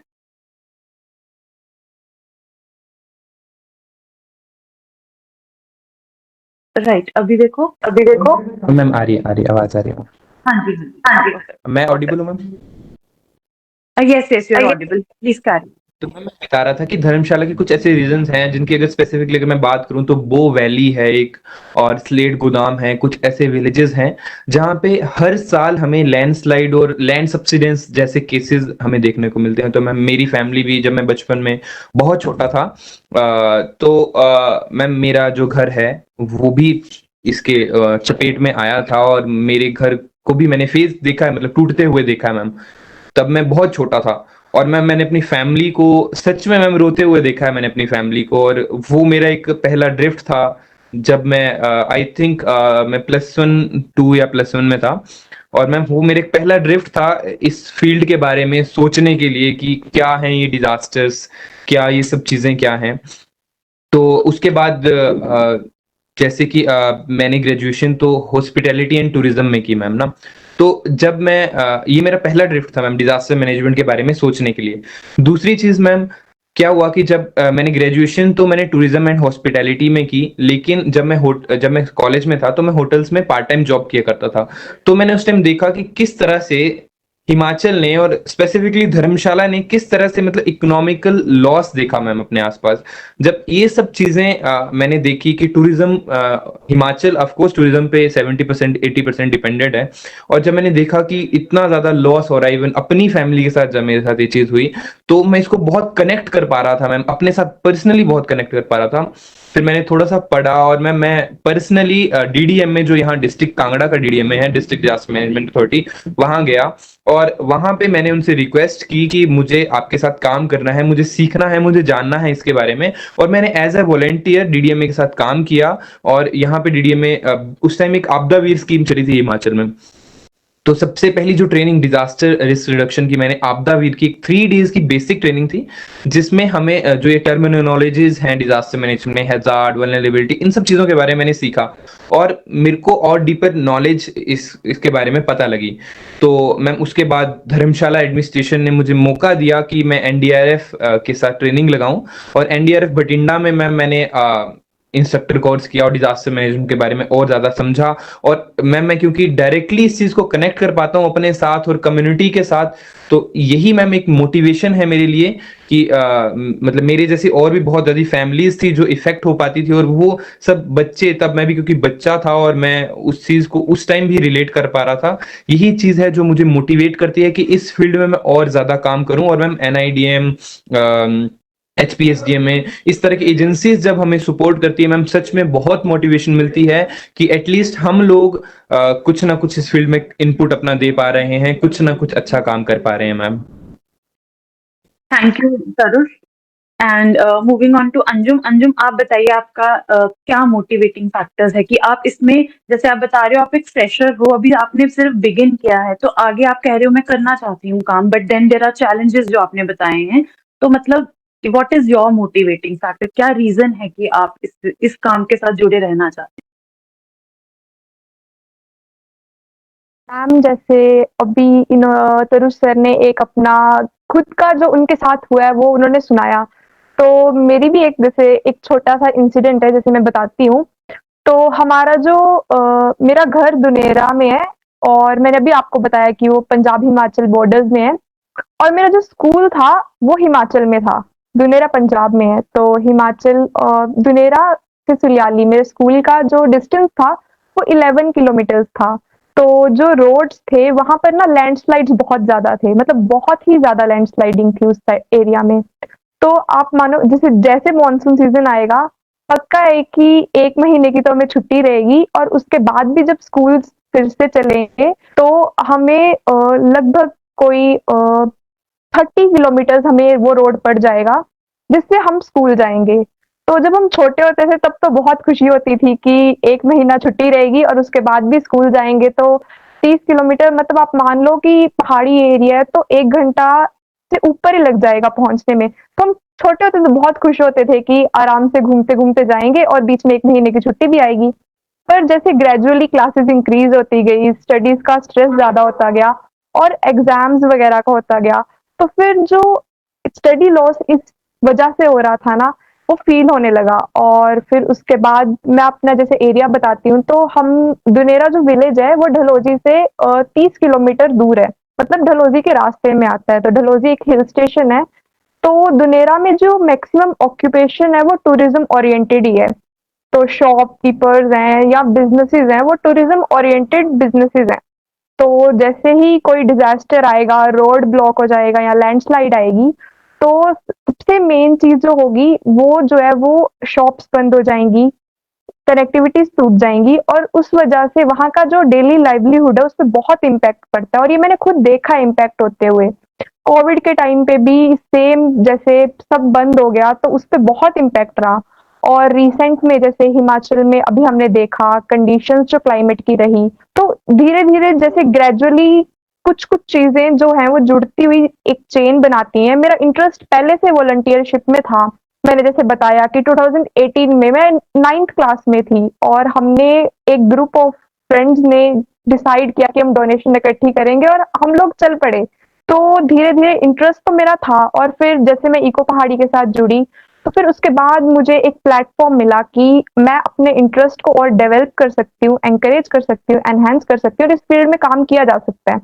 फिर धीरे-धीरे चीज़ें जो मैं सोचती हूँ कि अब मैं चाहती हूँ कि मैं इतना काम करूँ कि आगे किसी भी बच्चे को वो रोड कनेक्टिविटी वाली दिक्कत कम आए। तो इसलिए ये छोटी-छोटी चीज़ें जो एक चेन बनाती हैं, तो इसलिए मैं इस पे कनेक्ट रहना चाहती हूँ, इस पे काम करना चाहती हूँ और आगे फ्यूचर में कोई ना कोई इम्पैक्ट मेरी तरफ से रहे, इतनी कोशिश है।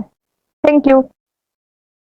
Thank you Anjum. और ये जो आपने बात बताई है ना अभी स्कूल कनेक्टिविटी की, ये हमने भी बहुत ही सीरियसली इस चीज के बारे में नोट, स्पेशली इस बार जब फ्लडिंग हुई है हिमाचल में एंड इवन चंडीगढ़ वगैरह में, तो बच्चों की अगर तो छुट्टियां पड़ गई ठीक है, नहीं पड़ी तो बच्चों की जो कनेक्टिविटी है स्कूल्स की, इसको हमने बहुत सीरियसली नोटिस किया था एंड हमने अगस्त में एक वेबिनार किया था, उसमें doctor Raka and Mintu Devnath sir देवर स्पीकर, तो हमने बात की थी about school safety during monsoons.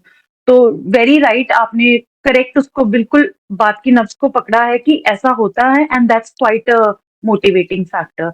So thank you so much and of course like I am saying, so कहीं भी ये जो हमारी पूरी डिस्कशन हो रही है, हम एक किसी आपके पॉइंट्स को नोट कर रहे हैं एंड अपने लेवल पे हम सॉल्यूशन ओरिएंटेशन की तरफ हम जाएंगे।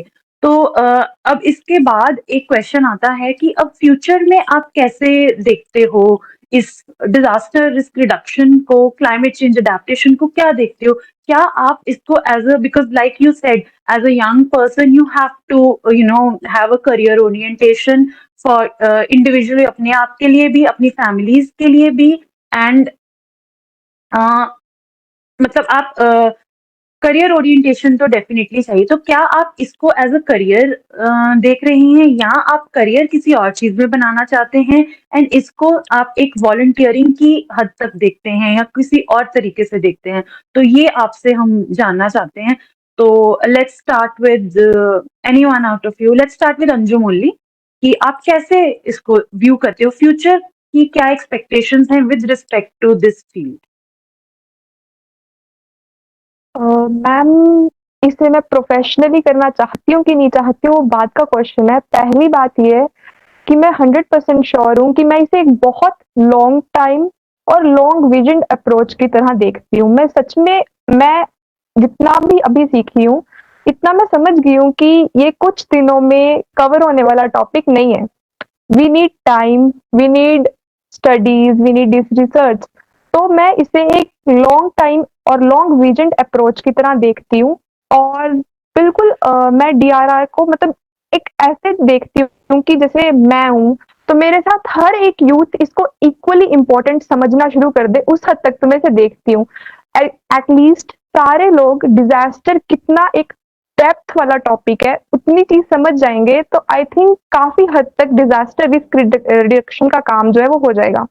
अब जब करियर की बात आती है, तो मैं प्रोफ़ेशनली भी इसको परस्यू करने में फ़िलहाल जैसे मैंने अभी आपको बताया कि मैं ग्रेजुएशन कर रही हूँ, सेकंड ईयर में हूँ और अभी मैं सारी फ़ील्ड्स के लिए ओपन हूँ और अगर मुझे अपॉर्च्युनिटीज़ मिलेंगी, तो मैं बिल्कुल इसको प्रोफ़ेशनली भी आगे परस्यू करना चाहूँगी, मुझे कोई दिक्कत नहीं है। पर ये बात पक्की है कि एज़ अ वॉलंटियर, क्योंकि कहते हैं once a volunteer always a volunteer, तो मैं वॉलंटियर हूँ और वॉलंटियरशिप मैं हमेशा इसमें कंटिन्यू करूँगी। Thank you. Very well said, आपने बहुत अच्छे वे से उसको बताया है and at the age that you are, and I think this is a perfectly good thought process जो आपकी है. So I must appreciate you, you very very impressively you have described it. Anshul, आप बताइए आपका क्या फ्यूचर प्लान्स हैं इस पूरे एरिया को लेके, disaster risk reduction and your participation. तो मेरा तो ये फ्यूचर प्लान है कि मैं इस फील्ड में आगे काम करना चाहता हूँ और कम्युनिटी में जाकर ट्रेनिंग देना चाहता हूँ, लोगों को अवेयर करना चाहता हूँ इस फील्ड में कि एक्चुअली में डिजास्टर मैनेजमेंट है क्या। और सच में बहुत बड़ा एक टॉपिक है डिजास्टर मैनेजमेंट, इसमें सारे टॉपिक्स रहते हैं मेडिकल के, उसमें आपके फायर के, तो उनको अवेयर करना चाहता हूँ जब भी आने वाले टाइम में जब डिजास्टर आए तो वो उसको डील कर सके, क्योंकि एक फर्स्ट रिस्पॉन्डर ही डील करता है, एनडीआरएफ एसडीआरएफ तो बाद में आती है, पहले एक विलेज लेवल पे हम इसको रिस्पॉन्ड करते हैं। तो मैं ही चाहता हूँ कि इन फ्यूचर इस फील्ड में ऐसी कोई जॉब्स निकले हमारे लिए भी एज ए वॉलंटियर, या हम उसमें काम कर सकें ताकि हम लोगों को अवेयर कर सकें और कम्युनिटी में जाके हेल्प कर सकें। तो मैं तो आप मेरे तो इसको आप इसी फील्ड में करियर बनाना चाहते हैं या एज अ वॉलंटियर ही, करियर किसी और फील्ड में बनाना चाहते हैं बट इसमें वॉलंटियर ही करना चाहते हैं? मैं इसमें मैं करियर बनाना चाहता हूँ, मैं अपना जॉब करना चाहता हूँ ताकि मैं इसी फील्ड में काम करूँ, क्योंकि घर वाले भी जब हमसे पूछते हैं तुम करते क्या हो, तो हमारे पास कोई जवाब नहीं होता कि हम एक्चुअली में करते हैं क्या है, तो हम बता सकें कि हम एक्चुअली हमारी जॉब क्या है, डेजिग्नेशन क्या है, तो हम बता सकें। तो इसमें भी अगर हमें करियर का मौका मिलता है तो हम बिल्कुल करेंगे इसमें आगे काम। तो आप इसमें कीवर्ड है मौका, तो आप कह रहे हैं कि मौका नहीं मिल रहा है आपको, अदरवाइज आप किसी में करना चाहेंगे लाइक एज अ करियर? जी ma'am. Right right right. And Tarush, over to you. आप बताइए आपका क्या future, how do you vision your future in this field? Tarush, आपका ऑडियो का फिर से इशू हो गया है, आप फिर से म्यूट करके अनम्यूट करिए. And meanwhile I would want to request for the participants to send their questions. आप अपने क्वेश्चंस लिख के चैट बॉक्स में डाल सकते हैं. हम eight the end of the session हम क्वेश्चन आंसर्स देंगे इन यंगस्टर्स के लिए फ्रॉम द पार्टिसिपेंट्स. तो आप डाल सकते हैं क्वेश्चन अपने चैट बॉक्स में. Right Tarush, over to you, Tarush. Tarush, your audio is still. अगर आपको कनेक्टिविटी का कुछ इशू आ रहा है, आप अपना वीडियो बंद कर दो तो मे बी ऑडियो चल जाएगा. देखो एक दो बार अनम्यूट म्यूट करके. राइट, अभी देखिए फिर से म्यूट अनम्यूट कीजिए दोबारा से. अभी देखिए आपकी आवाज का इशू आ रहा है ना?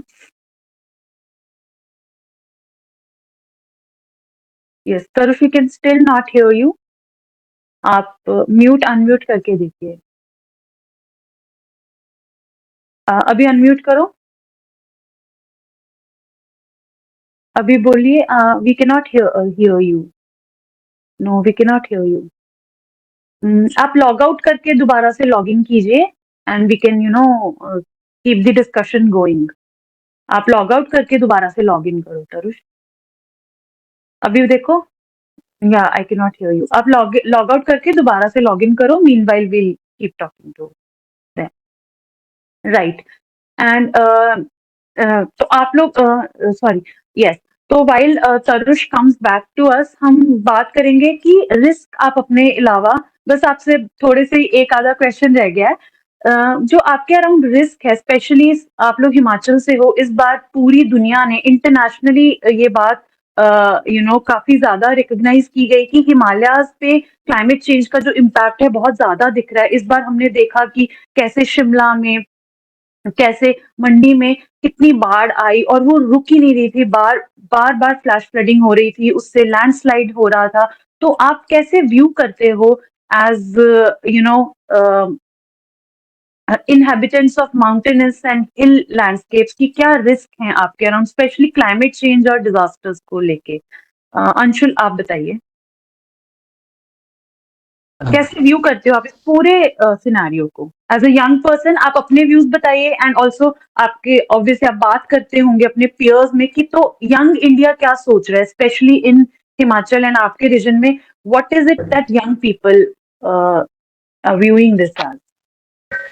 मैम, हाँ, मैं बात करूं क्लाइमेट चेंज की। मैम सच में क्लाइमेट चेंज की बात करूं तो मैं आपको व्यू दिखा सकता हूं मैम सामने। तो मैम सामने ये पहाड़ देख रहे हो, तो ये एक टाइम पे इस टाइम बिल्कुल बर्फ से ढके होते हैं, नीचे तक बर्फ पड़ी होती है। इतना मतलब इफेक्ट पड़ा है यहाँ पे क्लाइमेट चेंज का, ग्लोबल वार्मिंग का। क्योंकि अभी मैं इस साल की बात करूं तो यहाँ पे इतनी अभी मनाली में इतनी गाड़ियां आई टूरिस्टों की, कम से कम 50,000 के ऊपर। तो इतनी मतलब हीट, ग्लोबल वार्मिंग बढ़ गई, बर्फ ही नहीं पड़ रही यहाँ पे। तो कहीं ना कहीं ये जो दिक्कत है लोकल्स के लिए दिक्कत है मैम, हमारे लिए दिक्कत है। इतना पोल्यूशन यहाँ पे है, और जितना यहाँ पे मैम कुदरत से छेड़खानी कर रहे हैं, यहाँ पे टनल्स बन रही हैं, साथ में जितनी यहाँ पे डेवलपमेंट हो रही है, कहीं ना कहीं डेवलपमेंट अच्छी है बट कहीं ना कहीं क्लाइमेट के लिए मैम बहुत खराब है मैम। आप इतना यहाँ पे अभी तक यहाँ पे स्नो नहीं गिरी एक बार भी, ना यहाँ पे बारिश हो रही है। तो मैम बहुत फर्क पड़ गया है जब से यहाँ पे टनल खुली, अटल टनल। तो जितना भी टूरिस्ट मैम जाता है, तो जितनी गाड़ियां आ रही हैं उसकी वजह से मैम बहुत दिक्कत आ रही है। बर्फ क्योंकि जो पहले जो बर्फ पड़ती थी तो पूरा नीचे तक ये ढका होता था बर्फ से, बट अब जो है सिनेरियो बिल्कुल अलग है मैम। तो मैं बात करूं मैम, जितने यहाँ पे होटल्स बन रहे हैं या डेवलपमेंट्स या टनल्स बन रही हैं, तो उससे भी मैम दिक्कत आ रही है कहने की डेवलपमेंट की वजह से। अभी जो रिसेंटली बात करूं कोटला की, नूरपुर में, तो जहाँ पे जो लैंडस्लाइड हुआ था मैम, उसका मेन रीजन मुझे लगा मैम डिफोरेस्टेशन। मैम वहां पे कटिंग होगी पेड़ों की ठीक ठाक, और मैम जिससे क्या हो कि बाद में जो सारी मिट्टी थी वो नीचे आ गई, मत वो पूरे गांव की तरफ आ गई, क्योंकि वहां पे काम चला था उसका। Right, so I can see how you are viewing कि क्या हो रहा है आपके यहाँ। तो how do you feel about it as a young person? जैसे मैं आपको अपना एक छोटा सा बताती हूँ so that you can relate. For example, if I look at climate change, तो मेरे जो as a person, as a young person 10 साल पहले प्लान्स थे, I seem to be changing them and I sometimes do feel, मुझे डर भी लगता है कि क्या होगा। जब मैंने लैंडस्लाइड्स देखी, वहां पे ये सब होता हुआ देखा, तो how do you feel about it? क्या आपको एंजाइटी होती है, क्या आपको डर लगता है, या आप मतलब क्या आपके पॉजिटिव या नेगेटिव, या आपको कुछ भी फील नहीं होता है? How do you see it? आप अपने फ्यूचर के बारे में, अपने हाल के बारे में, प्रेजेंट के बारे में कैसे व्यू कर रहे हो इन सारी डेवलपमेंट्स को? How do you feel about it as a young ma'am person? मैं अगर फ्यूचर की बात करूं मैम, इस चीज का डर है मैम, जो आप अभी देख रहे हो सामने। क्योंकि पहले की बात थी, यहाँ पे पूरा बर्फ ढकी होती थी, इतना अच्छा मतलब पूरा बर्फ पड़ी होती थी। बट धीरे धीरे क्या हो रहा, क्लाइमेट चेंज की वजह से इतना फर्क पड़ गया मैम कि यहाँ पे बर्फ प्रॉपर बारिश न होना, और मैम कहने की डर है मैम आने वाले टाइम में शायद कमी हो जाएगी मैम यहाँ पे प्रॉपर। क्योंकि अगर बर्फ गिरती है मैम, हमारी जो नदियां बनती है ना, मोस्टली जो ग्लेशियर बनते हैं वो बर्फ से बनते हैं, हिमालय से बनते हैं। जितने भी हमारे यहाँ से नदियां जा रही हैं प्लेन्स की तरफ, सिविलाइजेशन की तरफ, वो यहीं से मैम, यही हमारी सोर्स, जितना भी हमारा पानी का पीने का सोर्स यहीं से निकलता है। बट आने वाले टाइम में जब अगर 5-10 साल बाद की बात करूं, अगर हमने इस पे ध्यान नहीं दिया मैम, बिल्कुल भी ना, सच में मैम हम बहुत फंसने वाले हैं, और ना हमें पानी की कमी हो जाएगी, नीचे तक पानी नहीं पहुंचेगा। क्योंकि मैम जो यहाँ की रिवर को देख रहा हूँ ना, जो पहले रिवर जो पानी था वो फ्लो भी अच्छा था पानी का, बट जब से फ्लैश फ्लड आए हैं, तो जब से मैं देख रहा हूँ तो बिल्कुल पानी जो धीरे धीरे कम हो रहा पानी। और आने वाले टाइम में शायद मुझे लगता है 10 साल या 15 साल बाद ये नदी भी, मतलब जो ब्यास नदी है हमारे यहाँ बहती है, मतलब पहुंचेगी नहीं जो पहले नदी पहुंची थी पंजाब तक। जब से डैम बने तो बहुत चीजें फर्क पड़ गया मैम, और मुझे सच में डर लगता है कि इस चीज को लेके, क्योंकि मैम हमें इस चीज के ऊपर काम करना चाहिए बीइंग अ यूथ मैम, क्योंकि हमें ये सब कुछ देखना पड़ेगा, हमें कोई ना कोई कदम लेना पड़ेगा इसके लिए मैम। क्योंकि आने वाला टाइम बहुत खराब है मैम हमारे लिए। जो पेड़ कट रहे हैं मैम, मोस्टली जो रीजन है मैम फ्लैश फ्लड का मैम, मेरा तो मानना है मैम वो ये कि पेड़ों को काटना, इसकी वजह से मैम इतने फ्लड वगैरह और क्लाइमेट पे चेंज पड़ रहा है मैम। तो मैम मुझे ये डर है कि हम इस पे कदम लेना चाहिए, अगर नहीं किया तो मैम 5-10 साल बाद मैम बहुत बुरा असर पड़ेगा मैम हमारे इन्वायरमेंट के ऊपर। Thank you so much Anshul. आपने एक तो अपना भी बता दिया और साथ में आपने एक सॉर्ट ऑफ पेंट भी कर दिया अपने रीजन की पिक्चर की वहां पे क्या हो रहा है, राइट? सो जी। आई थिंक शाहीन सर का एक क्वेश्चन है, then we'll move on to Tarush. उसका लास्ट वाला क्वेश्चन है, करंट वाला। शाहीन सर। मेरा ये अंशुल से ये सवाल था कि जो आप सोच रहे हैं, है ना, जो बहुत ही क्रिटिकल है, सही सोच रहे हैं। मेरा सवाल है, क्या आपके जो गांव के लोग हैं, जो आपके साथी हैं, फिर सिमिलर सोच उनका भी है या सिर्फ आपका अपना सोच है? या कितने लोग हैं जो आप तरह सोचते हैं और वो लोग क्या रिएक्ट कर रहे हैं? ऐसे क्या ऐसे आप लोग कुछ कर रहे हैं और जुट मिल करके? सर एक्चुअली सर बहुत कम जो मेरे साथ जुड़े मेरी टीम में बहुत कम से कम बहुत गिने चुने बंदे जो ऐसा सोचते हैं। कई तो लोग उसको मजाक में लेते हैं कि क्या हो गया, कुछ नहीं हो गया। ये चीज हम पहले डिस्कस करते थे, जब आज से 3 साल पहले डिस्कस करते थे, देखो क्या चल रहा है, उस टाइम मजाक में हंसते थे कि क्या चल रहा है, कुछ नहीं है ऐसा। बट अब सच में जब हमें देखने को मिल रहा है तो डर लगता है कई बार कि अब जो टाइम है, क्योंकि जो हम एक्चुअली में जो नेचर पे फर्क पड़ रहा है जब से यहाँ पे डेवलपमेंट हो रही है, तो लोग अभी भी यहाँ से कई में मजाक में लेते हैं इस चीज को कि नहीं कुछ नहीं होता, जो चल रहा है चलने दो। बट सर ये बहुत इम्पैक्ट पड़ेगा बाद में, बहुत ही डेंजरस है हमारे लिए उस टाइम बाद। तो हमें सबको इस चीज के बारे में अवेयरनेस होनी चाहिए, इस चीज के बारे में सबको। जी जी प्लीज कंटिन्यू आप बताते रहिए। तो सबको अवेयर करना चाहिए इसके बारे में, इवन बच्चों को, बड़ों को, बूढ़ों को, सबको अवेयर करना चाहिए इस चीज के बारे में कि बहुत बड़ा खतरा है हमारे लिए क्लाइमेट चेंज। इसी से सब कुछ, जितने भी डिजास्टर यहीं से, जितने भी फ्लैश फ्लड हो गए, आपके एवलांच हो गए, जितने भी डिजास्टर, जितने भी अर्थक्वेक, सब यहीं से निकल रहे हैं। अगर हम इस पे पकड़ बनाते क्लाइमेट चेंज पे तो सब सही हो जाएगा। ठीक है, thank you so much Anshul and thank you for your views. एक आपने बाकी माइंड्स भी क्या सोच रहे हैं वो भी बताया। And over to Tarush. Tarush आप एक बताइए, बहुत ही अभी क्योंकि हमारे पास टाइम भी कम है, आप जल्दी से अपना व्यूज बताइए। करना है मिंटो सर का कुछ। हाँ जी, मिंटो सर का रेज है, राइट। मिंटो सर आपका question, yes, Mintu sir wants to ask something. He wants to ask something. Mintu sir, no, it's a very I think it was very encouraging to listen all the champion. Fabulous job. मेरा एक छोटा सा सवाल है कि मैं ये जानना चाहता हूँ कि इनकी सजेशन जो सिविल सोसाइटी ऑर्गेनाइजेशन है, सेव द चिल्ड्रेन या क्राई जैसी संस्था है, या NIDM एज ए सरकारी संस्था, किस तरह की प्रोग्राम हम कर सकते हैं यूथ के लिए, ताकि आज हम 3 लोगों की बातें सुन रहे हैं, हम कल 300 की सुनेंगे, 3000 की सुनेंगे, 3 लाख की सुनेंगे। क्या उनकी सुझाव है हमारे लिए कि किस तरह की कम्युनिटी लेवल पे या लोकल लेवल पे हम प्रोग्राम डिजाइन करें ताकि इस तरह का और चैंपियन आगे आए और उनको एक फैसिलिटेशन मिले, एक प्लेटफॉर्म मिले? वो मैं थोड़ा सा सुनना चाहता हूँ। Thank you. Right, yes sir.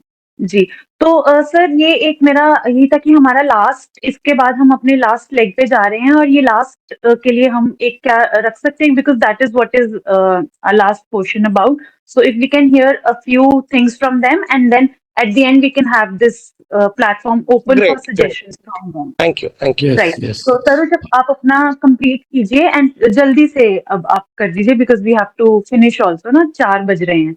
तो आप बताइए, आपका 2 क्वेश्चंस हैं कि एक, how do you feel about कि क्या रिस्क है आपके अराउंड। अब अंशुल ने रिस्क बता दिए, पहले भी हमने, संतोष सर ने भी रिस्क के बारे में बात की, तो हमें पता लग गया कि रिस्क तो ये है। How do you feel about it as a young person, आप और आपके आसपास जो लोग हैं, young people, how do you feel about that? आप ये बताइए। एनी रिस्क जो आप देख रहे हो। ओके। तो मैम सबसे पहले मैं climate change, sorry I am interrupting you, yes climate change majorly, because सबसे ज्यादा इस पूरे प्लेटफॉर्म पे अभी जो भी हैं, सबसे ज्यादा इम्पैक्ट जो यंगर लोग हैं, जितना छोटा इंसान होगा एज में, उसकी उतनी ही लाइफ बची है, उतना ही ज्यादा क्लाइमेट चेंज के इम्पैक्ट के साथ उनको रहना है। So definitely we want to hear about how you feel about climate change and your future in that scenario. Okay ma'am, climate, अगर बात की जाए क्लाइमेट चेंज की, तो जिस तरह से हमें लॉस ऑफ लाइफ होती है उसी क्लाइमेट चेंज में, उसी प्रकार हमें हिमाचल की अगर बात की जाए तो यहाँ इकोनॉमिक लॉस बहुत ज्यादा है क्लाइमेट चेंज की वजह से। फॉर एग्जाम्पल अगर अभी की बात की जाए मैम, तो जिस तरह अभी हम देख रहे हैं कि इस टाइम एक बर्फबारी का सीजन है, स्नोफॉल का टाइम है यहाँ पे, और मैम शिमला में भी हायर रीजन पे सिसु वैली पे अभी बर्फ है, और धर्मशाला में जबकि हर साल बर्फ पड़ती है, अभी तक कोई बर्फ नहीं पड़ी, जिससे टूरिज्म को बहुत ज्यादा इफेक्ट पड़ा है। और मैम अगर यहाँ से हम थोड़ा सा ऊपर जाएं, त्रिउंड एक पॉइंट है धर्मशाला से ऊपर, जिसके ऊपर मैम छोटे छोटे ग्लेशियर्स हैं, पानी के बर्फ के ग्लेशियर्स हैं जो कि अभी पिघल रहे हैं, और बर्फ वहां तक भी नहीं पहुंच पा रही है।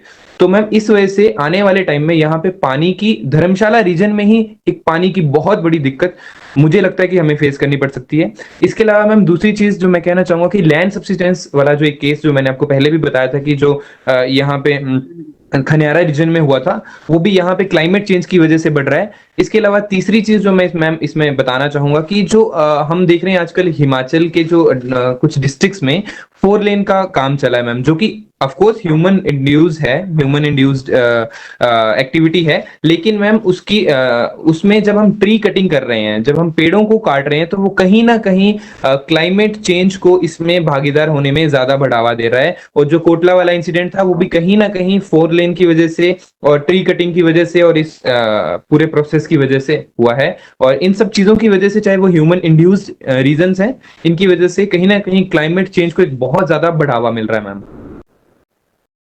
Right. So yes. yes. So do you feel scared about it? Yes, बहुत आपको ज्यादा anxiety होती है, घबराहट होती है? बहुत ज्यादा मैम, पानी के लिए तो बहुत ज्यादा होती है कि मतलब मैं तो इमेजिन भी नहीं कर सकता मैम कि एक ऐसे प्लेस को बिना पानी के, मतलब बिल्कुल भी इमेजिन करने से ही डर लगता है मैम। तो रियलिटी में तो बहुत ज्यादा एक खौफनाक बात है मैम। तो अंजुम की तरफ जा रहे हैं, आप जल्दी से बताइए कि आपको क्या लगता है ये सब देख के कि इतना डिजास्टर हो रहा है, ये सब जो आप ऑब्वियसली आप इंस्टाग्राम पे, सोशल मीडिया पे देखते हो कि बाकी कंट्रीज में भी क्या हो रहा है, आपके हिमाचल में ऐसा हो रहा है, उत्तराखंड में हो रहा है, तो आपको कैसी फीलिंग आती है? बिकॉज आप चाइल्ड, एक वही है ना, आपका तो एज ही बहुत क्रूशियल है, you are a child as well and आप यूथ में भी हैं, तो how do you feel? And आपके स्कूल में या कॉलेज में बच्चे बाकी क्या आप बातें करते हैं इस चीज के बारे में कि क्या हो रहा है, डर लग रहा है या कुछ इस तरीके से? मैम सच में बताऊं तो एक टाइम था ना जब हमारे ये सारे topic, global warming, ozone depletion, मतलब डिफोरेस्टेशन हो गया, सस्टेनेबल डेवलपमेंट, वो इतने छोटे छोटे से टॉपिक थे कि बस 10th में पढ़ने और पास होना है। मतलब हमारे लिए सिर्फ बुक का वो था कि बस इसे पढ़ना है और पास होना है। बट जैसे जैसे अब धीरे धीरे अलग अलग फील्ड में नॉलेज मिल रही है थोड़ी थोड़ी, तो पता लगने लगा है कि इन छोटे छोटे टॉपिक्स की कितनी डेप्थ है। नहीं तो मैं तो सोचती होती थी कि अगर ओजोन लेयर साउथ पोल में डिप्लीट हो रही है तो उसमें इंडिया का क्या लेना देना, हमें क्या ही फर्क पड़ जाएगा। बट अब जैसे पता लग रहा है कि उस डिप्लीशन से, ग्लेशियर से फ्लडिंग कितनी ज्यादा हैवी हो सकती है, तो सच में लगता है। और जैसे अभी बोलते हैं, आपने बोला कि एंजाइटी होती है कि नहीं होती है, तो ऑब्वियसली हम रीजन्स में ऐसे रहते हैं, जैसे मैं, मेरी फैमिली माउंटेन्स में रहते हैं, हम लोग धर्मशाला में रहते हैं। धर्मशाला और जो कांगड़ा का रीजन है ये अर्थक्वेक प्रोन रीजन है, तो ऑब्वियसली है कि डर तो लगता ही है। और अगर हम वासुदेव कुटुंबकम मतलब पूरी अर्थ को एक फैमिली की तरह देखें तो फिर तो एंजाइटी लेवल पता ही नहीं कहाँ जाएगा। तो उस तरीके से आप लोग आपस में डिस्कस करते हैं विद फ्रेंड्स कॉलेज में, ये चीजें डिस्कस करते हैं आप? यस मैम, क्योंकि स्टार्टिंग से मैं सच बोल रही हूँ, मेरा जो पेयर ग्रुप रहा है या फिर जो फ्रेंड सर्कल रहा है वो काफी ज्यादा इनोवेटिव रहा है, और मैं मतलब अच्छे फ्रेंड सर्कल में रही हूँ। तो हम छोटी छोटी चीजों को डिस्कस जरूर करते हैं, और हम सच में ये डिस्कस करते हैं कि इसका क्या रीजन रहा। जैसे अभी कोटला फ्लड्स की बात हुई, तो हमारे जो एरिया है वहां पर ना 4 लेन का रोड का काम चल रहा है, तो उस वजह से जो बारिश में इतना ज्यादा दिक्कत रहा है, कहीं पे लैंडस्लाइड्स रही हैं उस वजह से, कहीं पे फ्लड्स रहे हैं उस वजह से। और सच में लगता है अब जैसे सस्टेनेबल डेवलपमेंट पहले एक टॉपिक लगता था, अब सच में लगता है कि सस्टेनेबिलिटी ऑफ डेवलपमेंट कितनी ज्यादा जरूरी है, नहीं तो आगे बहुत ज्यादा दिक्कत हो जाएगी। सस्टेनेबिलिटी मतलब आगे कैसे जीना है। जैसे अब पेट्रोल का ही, अभी थोड़े टाइम पहले ही 2 दिन के लिए पेट्रोल नहीं था, तो लगभग जो रोड थे उस पे क्या हालत थी, पेट्रोल पंप, जितने भी सर्विस स्टेशन थे उन पे किस तरीके से जैम था, ट्रैफिक था। तो क्या हम वो सिचुएशन सोच सकते हैं जब पेट्रोल होगा ही नहीं? क्योंकि हम जानते हैं वो नॉन रिन्यूएबल रिसोर्सेज है, उन्हें बनने में पता नहीं कितने साल लग जाएंगे। तो सच में डेवलपमेंट की सस्टेनेबिलिटी अब समझ आ रही है कि बहुत ज्यादा जरूरी है। Right so yes that's true. तो मतलब कि आप सब लोग रिस्क को अब पर्सनलाइज कर रहे हो और अपने पर्सनल लेवल पे देख रहे हो, राइट? तो moving on to the last leg of our session, जैसे मिंटू सर ने भी बोला, आपने हमें बताया कि आप कैसे जुड़े, कैसे आप तीनों की बातों में ये आया कि चाहे करियर हो, इसमें हम मौका मिलेगा तो हम करियर बनाएंगे, डेफिनेटली इंटरेस्टेड हैं, लेकिन नहीं भी मिलेगा तो भी वॉलंटियरिंग की हद पे तो आप सब लोग इंटरेस्टेड लग रहे हैं, राइट? एंड कैसे हम आपको सपोर्ट किस तरीके की चाहिए रहेगी इस पूरे में? एक तो आप गवर्नमेंट ऑर्गेनाइजेशन के लेवल पे बताइए कि गवर्नमेंट से या लोकल एडमिनिस्ट्रेशन से या किसी भी इस तरीके के सरकारी इदारे से किस तरीके की आपको सपोर्ट आप एक्सपेक्ट करते हैं, क्या सजेशन है आपके हमारे लिए? और जैसे कि मिंटू सर ने बताया कि सेव द चिल्ड्रन, बाल रक्षा भारत या क्राई के लेवल पे जो कि एनजीओ है, सिविल सोसाइटी ऑर्गेनाइजेशंस हैं, उनके लिए क्या सजेशन है, वो आप लोगों को कैसे सपोर्ट कर सकते हैं? तो आप ये बहुत ही एक इम्पॉर्टेंट है, आप अपने चैलेंजेस को क्योंकि आपने काफी चैलेंजेस बताए हैं, तो अपने चैलेंजेस को मद्देनजर रखते हुए आप बताइए कि क्या सजेशन है आपके लिए, आपके गवर्नमेंट एजेंसीज के लिए एंड नॉन गवर्नमेंट एजेंसीज के लिए? So can we start with Tarush? Yes right yes ma'am.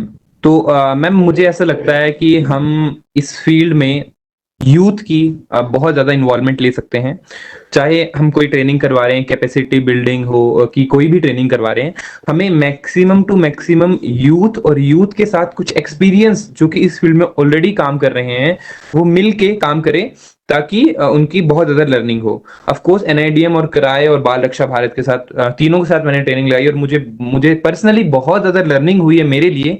तो मैं चाहता हूं कि कहीं ना कहीं सभी ऑर्गेनाइजेशंस को यूथ को और भी चीजों में इन्वॉल्व करना चाहिए। फॉर एग्जाम्पल जैसे कि हम सभी को पता है कि कोई भी डिजास्टर आने के लिए, जैसे कि हमारे एसडीएमपीज होते हैं, डीडीएमपीज होते हैं, डिजास्टर मैनेजमेंट प्लान होते हैं, हर डिपार्टमेंट वाइज भी डिजास्टर मैनेजमेंट प्लान होने चाहिए। और यूथ को, जैसे हम जैसे यूथ हैं या जो इस पे काम करना चाहते हैं, हम लोगों को या और जो फ्रेशर्स हैं उनको इस फील्ड में लाने के लिए उन्हें छोटे छोटे टास्क दिए जाएं जो कि रिलेटेड हो डिजास्टर मैनेजमेंट से। फॉर एग्जांपल हम यूथ को कह सकते हैं कि वो किसी एक पर्टिकुलर एरिया का या अपने ही कॉलेज के किसी एक डिपार्टमेंट का जहां पे वो पढ़ रहे हैं वहीं का एचआरवीसी करो, ताकि वो इसको रिलेट कर पाए, समझ पाए और अपने साथ इसको बहुत ज्यादा रिलेट कर पाए। और जैसे डिपार्टमेंट्स के भी हमें मान लो एचआरवीसीज करने हैं, तो उसके सब एचआरवीसीज या सब इवैक्यूएशन प्लान्स जो हमें स्कूल लेवल पे बनाने हैं या हॉस्पिटल के या किसी भी बिल्डिंग का बनाना है, तो हम यूथ की उसमें इन्वॉल्वमेंट लें,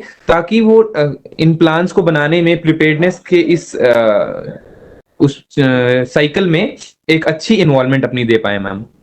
तो इस तरह से मुझे ऐसा लगता है कि हम यूथ को ज्यादा इन्वॉल्व कर पाए, और यूथ के साथ और भी जो इस फील्ड में एक्सपीरियंस लोग हैं जो ऑलरेडी कई साल से डिजास्टर मैनेजमेंट में काम कर रहे हैं, वो सब मिलके इस तरह के छोटे छोटे टास्क यूथ को देकर और इन सब को देकर दिए जाएं, ताकि हम कुछ अच्छा इम्पैक्टफुल भी कर पाए मैम। तो एक आपकी बात समझ आई कि एक विद गाइडेंस ऑफ एडल्ट्स, मतलब यूथ भी एडल्ट ही होंगे, मतलब with guidance of seniors and experience person, and also education के लिए आप क्या फील्ड बेस्ड उनको एजुकेशन दी जाए, right? This is what you are saying. Supervision के साथ ये सब किया जाए। और मैम इसके अलावा मैम एक और पॉइंट मैं ऐड करना चाहूंगा, जैसे मैम कुछ एरियाज हैं, जैसे अगर मैं अपनी बात करूं कि मुझे मास्टर्स करनी है डिजास्टर मैनेजमेंट में, तो मुझे मैम धर्मशाला से या तो पीयू जाना पड़ेगा या तो मुझे एचपीयू जाना पड़ेगा, और मेरे लिए फाइनेंशियली वहां पे रहना 2 साल के लिए अफोर्ड करना थोड़ा सा मुश्किल है। तो कुछ ऐसी ट्रेनिंग्स और ऐसी चीजें उन क्षेत्रों की रिसर्च की जाए कि जहां पे, जैसे धर्मशाला की बात करूं तो यहाँ पे डिजास्टर मैनेजमेंट पे हम पढ़ाई नहीं कर सकते, या फिर अगर हम डिस्टेंस लर्निंग भी करना चाहें तो इग्नू में भी डिजास्टर मैनेजमेंट की मास्टर कोर्स अवेलेबल नहीं है। तो कुछ इस तरह का भी इनिशिएट लिया जाए कि जो लोग इस पे काम करना चाहते हैं या फिर जो लोग जो यूथ अवेयर नहीं है उन लोगों को भी इसके बारे में पता लगे मैम। ठीक है, तो मतलब कि प्रोफेशनल डिग्री या diploma in disaster management that can help you cover career in this, तो आप उस टाइप की कोर्स भी चाहते हैं एंड कुछ ट्रेनिंग्स भी, सर्टिफिकेट, डिप्लोमा एंड डिग्री, तीनों की अवेलेबिलिटी आप चाहते हैं कि आपके एरिया में हो। आपको इस फील्ड में करियर भी लेकर चले और इस फील्ड में और अच्छे से काम कर पाए ma'am.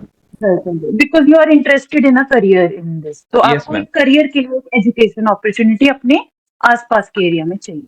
Yes ma'am. Great. Yes. Right. So that solves a lot of your challenges जो आपने पहले बताए थे कि अपॉर्चुनिटी की डर्थ है, फाइनेंशियली जो आपको इश्यूज आते हैं, so this can solve a lot of these things. Right. Yes ma'am. और इसके अलावा मैम So- कुछ पंचायत लेवल पे भी कम्युनिटी ट्रेनिंग्स दी जाएं, डायरेक्ट पंचायत लेवल पे।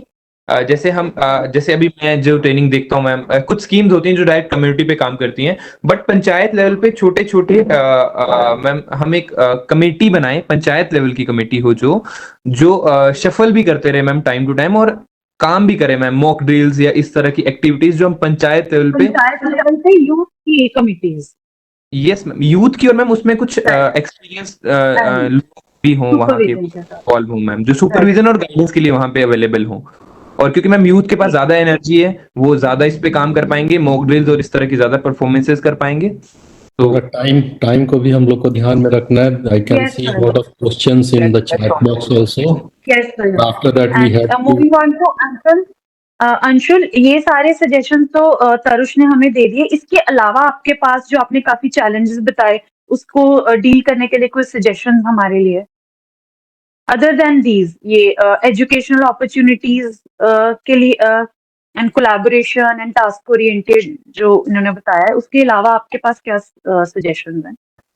मैम मेरा तो मानना है मैम, जैसे टीचर्स की जो जितने भी हमारे टीचर्स हैं ना, उनकी ट्रेनिंग हो, उनको बताया जाए कि आप जैसे 5 डे की 10 डे की ट्रेनिंग हो, उसमें उनको क्लाइमेट चेंज के बारे में, हर चीज के बारे में बताया जाए, और बाद में वही ट्रेनिंग जो उनको वहां बता रहे हैं, वही, क्योंकि टीचर ही हमें सब कुछ बताता है, हमारा सब कुछ पूरा हर चीज के बारे में, वही वो जो हम सिखा रहे हैं कैपेसिटी बिल्डिंग, वही पूरे स्कूल में उन सबको बताए। इस तरह भी काफी हम क्लाइमेट चेंज को रोक सकते हैं मैम। और साथ में एक और चीज मैम, मैं मोस्टली देखता हूँ जब भी हम हॉस्पिटल में देखते हैं, स्कूल में देखते हैं, कॉलेज में देखते हैं, वहां लगे थे फायर एक्सटिंग्विशर, वो हमें चलाने आते नहीं है, बल्कि अगर ऐसा इनके डिजास्टर हो जाए तो हमारे पास वो प्रॉपर ट्रेनिंग नहीं है, किस तरह हमने फायर एक्सटिंग्विशर चलाने हैं, किस तरह आग को रोकना है, या केमिकल बायोलॉजी का जो आजकल का डिजास्टर जो आने वाले किस न्यूक्लियर पावर से मतलब लड़ाई लड़ेंगे, तो उसमें हमें कैसे बचना है, तो उस तरह की ट्रेनिंग भी होनी चाहिए मैम इन फ्यूचर में, हम सबको ये ट्रेनिंग होनी चाहिए।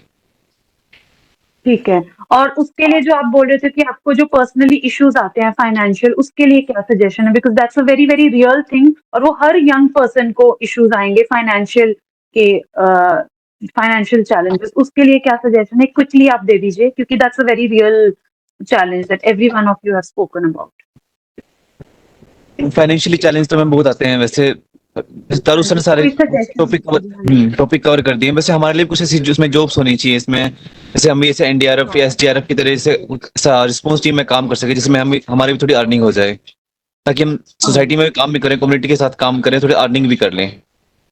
जी जी जी, राइट, ठीक है। एंड अंजुम, आपने बहुत सारे चैलेंजेस बताए थे, एक तो सेफ्टी का, एक की कभी समझ में नहीं आता है कि क्या करें, उसका तरुष ने काफी अच्छे सजेशंस दे दिए हैं कि कोलैबोरेशन विद एडल्ट्स। तो आप बताइए जो आपने स्पेसिफिक बताए थे, सेफ्टी और फाइनेंशियल चैलेंजेस, एंड एक आपका वो था सोसाइटल चैलेंजेस फॉर गर्ल्स। तो ये 2-3 चैलेंजेस के लिए आपके क्या सजेशन है कि गवर्नमेंट या नॉन गवर्नमेंट एजेंसीज क्या कर सकती हैं?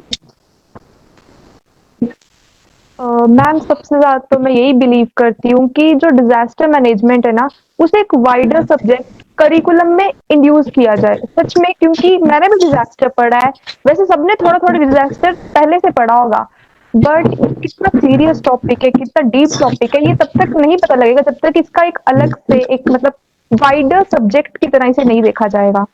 मैम उसके अलावा जैसे अभी आपने बोला कि फैमिली वगैरह, तो उसका सबसे इजी जो तरीका मुझे लगता है वो अवेयरनेस ही है। जब पता लगेगा कि डिजास्टर मैनेजमेंट में एक फील्ड है, तो वो लोग भी सिक्योर फील करेंगे, फैमिली भी, सोसाइटी भी। कभी कभी तो खुद को नहीं पता लगता है कि कोई पूछ ले कि क्या कर रहे हो, कहाँ जा रहे हो, तो किस तरीके से जवाब देना है। तो वही बात है कि जैसे डिजास्टर मैनेजमेंट को समझाना इतना मुश्किल नहीं होना चाहिए, वो लोग अवेयर हों, थोड़े बहुत अवेयर हों कि डिजास्टर मैनेजमेंट एक फील्ड है जिसमें काम किया जाता है और जिसमें इनरिस्पेक्टिव ऑफ जेंडर हर बंदा काम कर सकता है। और इसके अलावा मैं सच बोलती हूँ तो मैंने जैसे जो पहली ड्रिल है वो भी आकर जब मैं फील्ड में जुड़ी हूँ तब की है। तो मैं सच में चाहूंगी कि स्कूल्स में मैंडेटरी कर दिया जाए हर एक 6 महीने बाद एक अर्थक्वेक ड्रिल, या फिर जैसे अभी अंशुल सर ने बताया कि फायर एक्सटिंग्विशर्स हमारे स्कूल में भी थे पर किसी को चलाने नहीं आते थे, तो फिर उनके लगे होने का क्या फायदा जब डिजास्टर के टाइम पे उसकी कोई हेल्प ही नहीं हो पाएगी। तो मैं सच में चाहती हूँ कि हर 6 महीने बाद अर्थक्वेक की ड्रिल तो एटलीस्ट होनी चाहिए। मैं सच बोलती हूँ, मतलब हम लोग ऐसे एरिया में रहते हैं जो अर्थक्वेक प्रोन है, पर मैंने भी पहली ड्रिल जो है वो फील्ड में आने के बाद कहीं ट्रेनिंग करते हुए की है, तो ऐसा नहीं होना चाहिए। तो आई रियली मतलब बिलीव कि स्पेसिफिक और टेक्निकल ट्रेनिंग जो है वो मैंडेटरी होनी चाहिए और वो करिकुलम में इंट्रोड्यूस होनी चाहिए। डिजास्टर मैनेजमेंट एक सब्जेक्ट बन जाएगा तो ये ड्रिल्स उसका पार्ट हो जाएंगे और फिर ये चीजें मैंडेटरी हो जाएंगी क्योंकि इसी के मार्क्स होंगे, तो मार्क्स के लिए तो चलेगा। जी, ठीक है, right. So this brings us to the conclusion of our interaction with the young participants. Now, may I please invite all the panelists to address the policy level or operational level issues that these youngsters have spoken about. And before that, should we go for questions before that or after that? Raka sir? I think we should go ahead with the questions in the chat box, and after that, Professor Santosh is still now with us. So it's always better that as a holistic understanding the entire disaster management mechanism of the country at the last, he can take up all these issues if sir is having time. That will be the best. Yes, sir. Yes. So, so I'm moving on to the question. Sir, you was telling something? I also agree with your suggestion. Since sir is there, so he should be able to address the question raised by this. After a long time, sir has completely listened to all the youths, their present situation, the problems, the future orientation and everything. So since he is there, so he will be the best person to conclude everything, no doubt about it.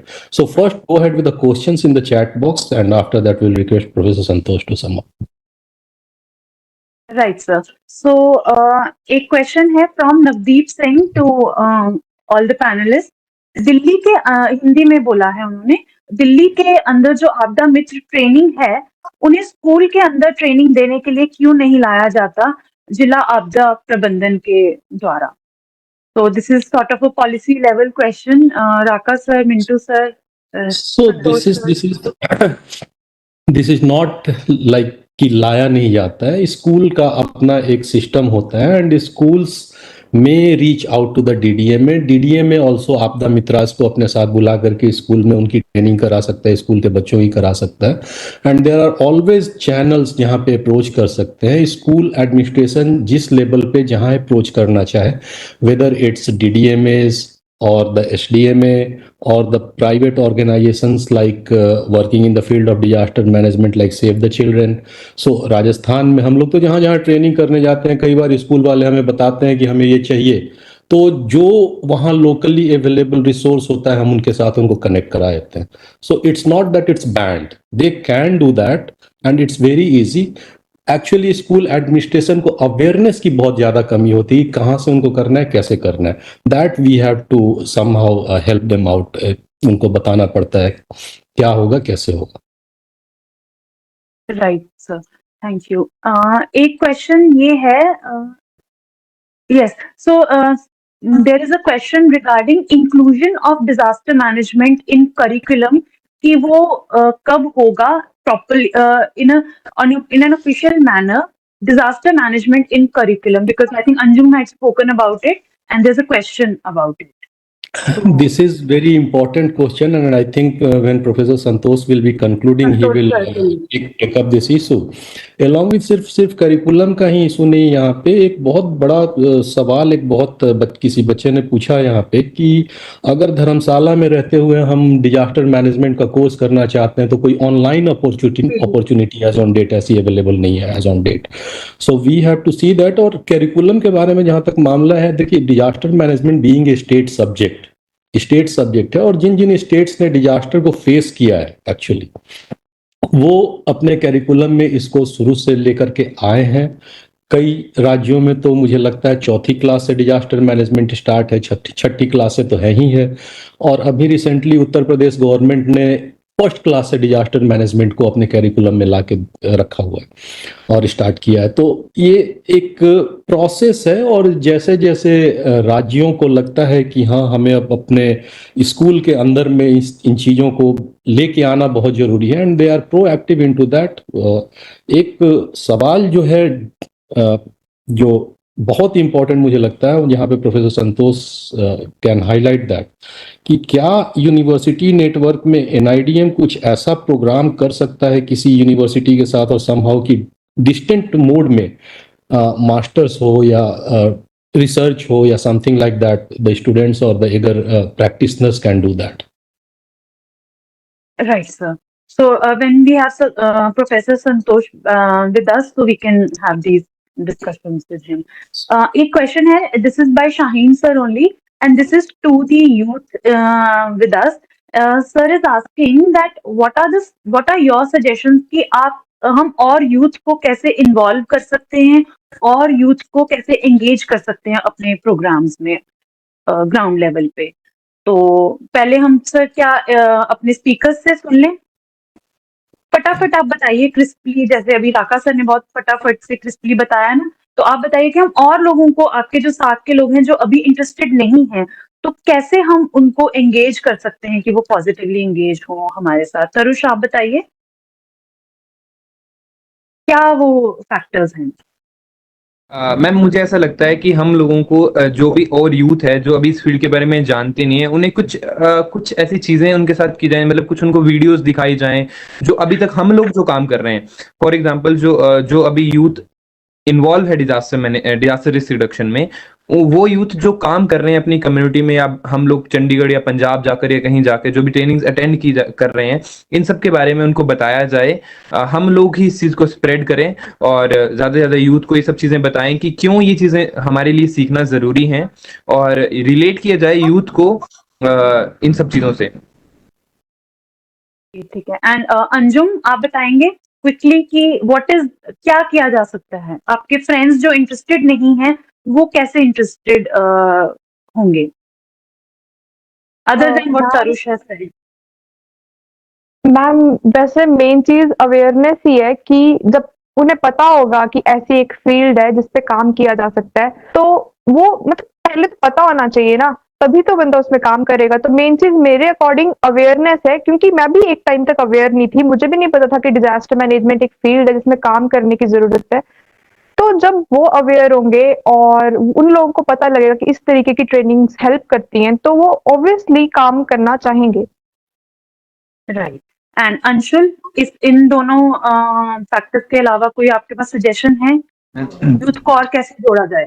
Ma'am जैसे ma'am उनको जैसे 3 दिन का एक programme बना सकते हैं, adventure camp जैसा, उसमें एडवेंचर कैंप साथ में हम अपनी एक्टिविटीज करें, साथ में एक्स्ट्रा हम डिजास्टर के बारे में पढ़ रहे हैं, उसमें हम डिजास्टर की चीजें सीख रहे हैं, मेडिकल के बारे में सीख रहे हैं, या कोई भी ऐसे कैंप जैसे एनआईसी नेशनल न्यूट्रिशन कैंप है, उसमें हम स्पेशल 2 घंटे जो निकाल रहे हैं डिजास्टर मैनेजमेंट के लिए, उसमें हम वो चीजें सीख रहे हैं, बेसिक लाइफ सपोर्ट के बारे में और क्लाइमेट चेंज के बारे में. तो ये चीजें ऐड कर सकते हैं सर, ताकि उनका इंटरेस्ट इसमें बनता जाए धीरे धीरे.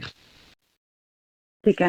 And thank you so much. आप तीनों ने बहुत अच्छे से आंसर किया है. एंड आप चैट बॉक्स पढ़िए, आपको काफी मोटिवेशन फील होगा. बहुत से पार्टिसिपेंट्स ने आपको काफी अप्रिशिएट किया है, and all of them have only encouraging and appreciative words for you.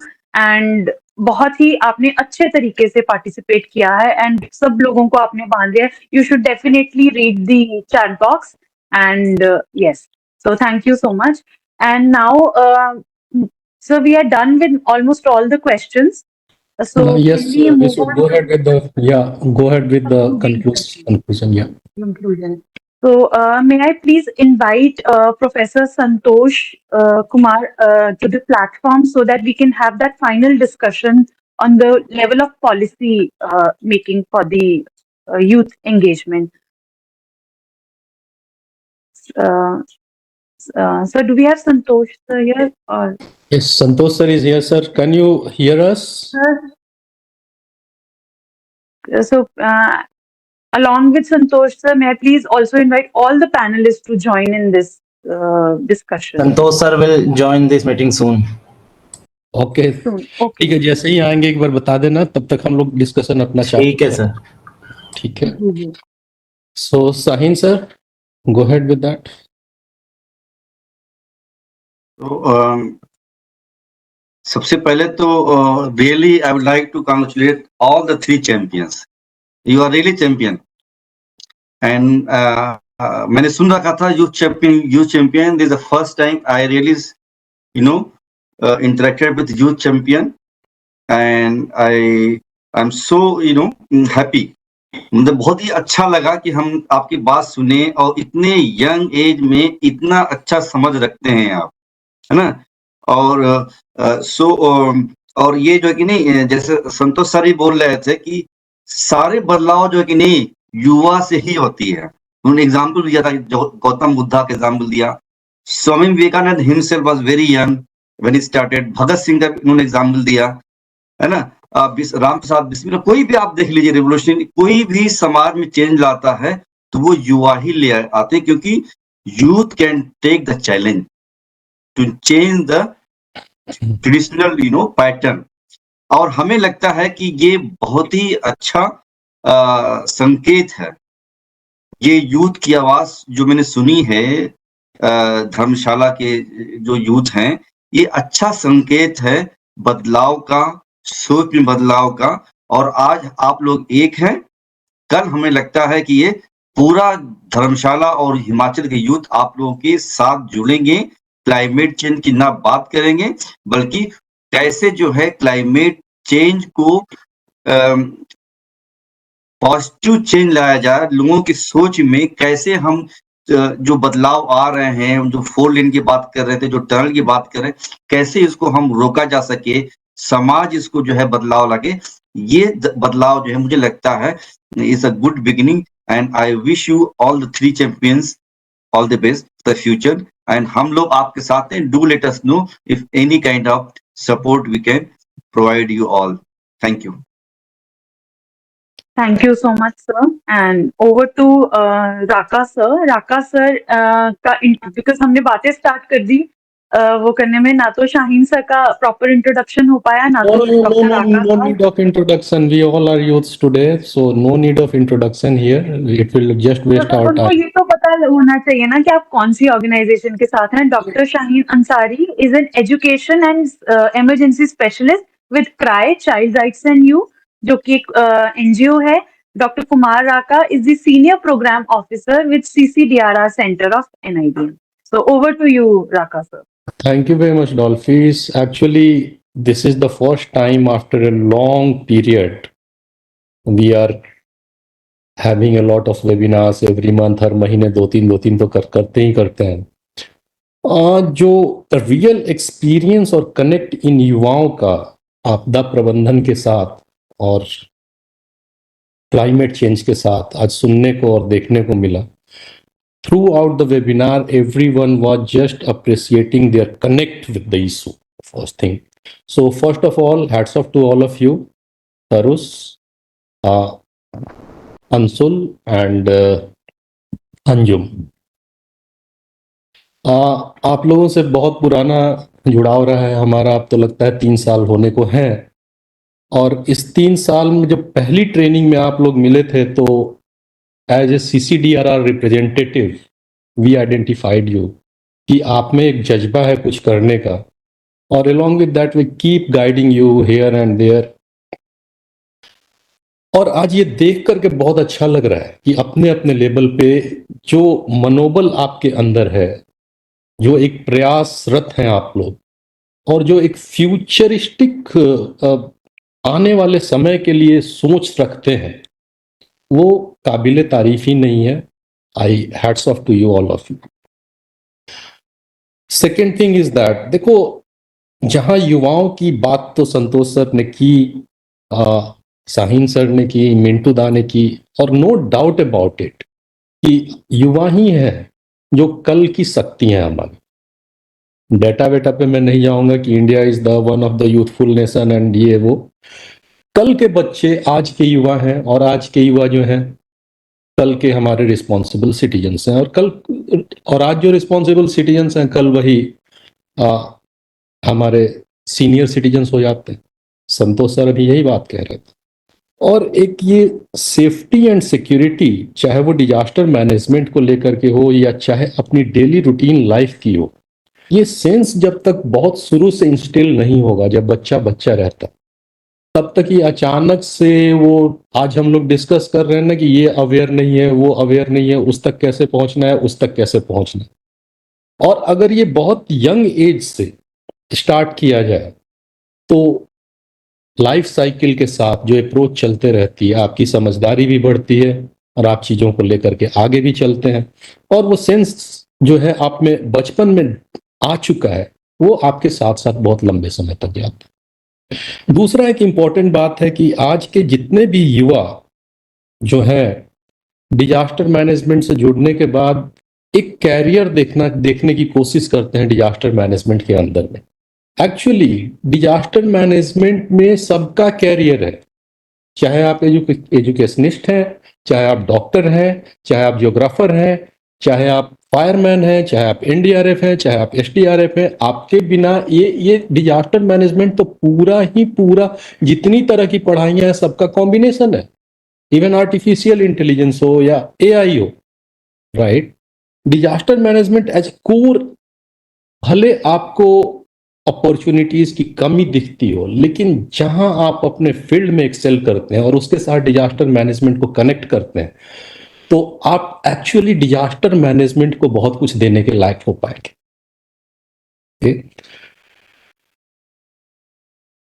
तीसरी बात, एनआईडीएम सीसीडीआरआर। सीसीडीआरआर का पर्पस ही यही है, ये प्रोफेसर संतोष कुमार के मार्ग निर्देशन में नेपाल भूकंप के बाद एक्चुअली जब ग्राउंड पे सर लोग काम कर रहे थे और वहाँ उन्होंने देखा कि फैमिली, जैसे अब हमारे युवाओं ने भी अपने को कनेक्ट किया कि घर गिर गया था तो बच्चे कैसे रो रहे थे या पेरेंट्स कैसे रो रहे थे, तो वो स्थिति जो आपदा के बाद होती है वो बड़ी विचलित करने वाली होती है। उसमें एक तो फैमिली के ऊपर प्रभाव होता ही होता है, साथ में साथ सेपरेशन जो हो जाता है बच्चों का, चाहे वो कोविड-19 हो, चाहे केरला फ्लड्स हो, चाहे उसके पहले सुनामी हो, जो बच्चे सेपरेटेड हो जाते हैं, उनकी भी लाइफ क्या होगी, कैसे होगी, ये बड़ा एक मुश्किल वाला सवाल बन जाता है। इन्हीं चीज़ों को ध्यान में रख करके सीसीडीआरआर सेंटर का इस्टेब्लिशमेंट ही हुआ है कि वो सारे स्टेक होल्डर्स जो कि बच्चों के साथ काम करते हैं, उनके अंदर एक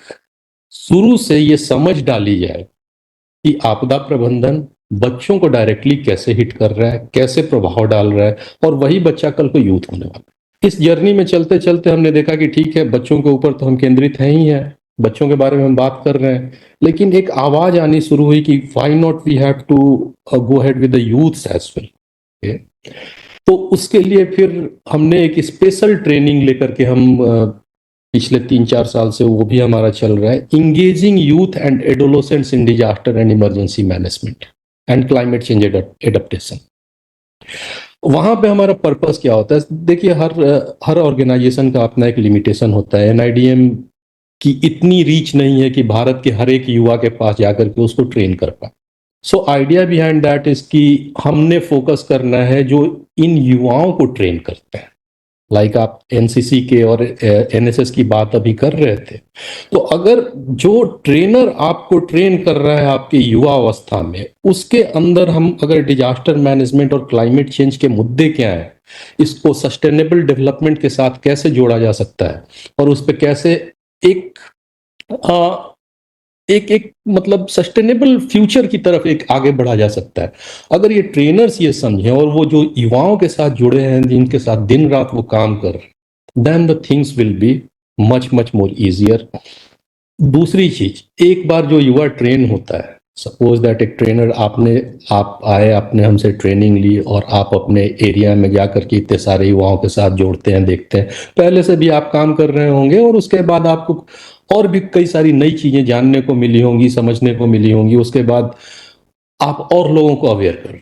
तो this is the way actually what is needed at the society. Apex level से जो चल रहा है वो तो चल ही रहा है, बट ग्राउंड लेवल से भी इनिशिएटिव होना चाहिए। अदरवाइज जब दोनों ये कनेक्ट नहीं होगा फिर बड़ा मुश्किल हो जाता है कि इतने बड़े पॉपुलेशन में इतने सारे युवाओं तक कैसे पहुंचा जाए। So both this approach is very very important, top down and bottoms up. इसका कॉम्बिनेशन होने के बाद ही हमें लगता है कि हम एक सस्टेनेबल इंडिया की बात कर पाएंगे, जहां पे खास करके क्लाइमेट चेंज को और डिजास्टर मैनेजमेंट को ध्यान में रखते हुए हमारा जो आज का युवा है कल को बहुत ज्यादा सशक्त फील करेगा। ये एंजाइटी जो है आज आपदा को लेकर के या क्लाइमेट चेंजिंग कंडीशंस को लेकर के, जिस तरह से आप लोग समझ रहे हैं, मुझे एक वाकया याद आ गया। मैं अभी शाहीन भाई भी थे वहां पे, शिमला की ही बात है, I think Shimla last training जब हम लोग कर रहे थे मसोबरा में, तो ड्राइवर से हमने पूछा कि इतना सारा क्लाइमेट चेंज चल रहा है अभी, क्या होगा इसका आने वाले फ्यूचर में इसका क्या हो सकता है? आपको कुछ लगता है कि ये कुछ आपके एरिया को या आपके लाइफ स्टाइल को अफेक्ट कर रहा है? तो उस ड्राइवर ने जवाब दिया, सर मैं इतना पढ़ा लिखा तो नहीं हूं, बट कुछ हो तो रहा है जरूर, कुछ प्रॉब्लम्स तो जरूर है।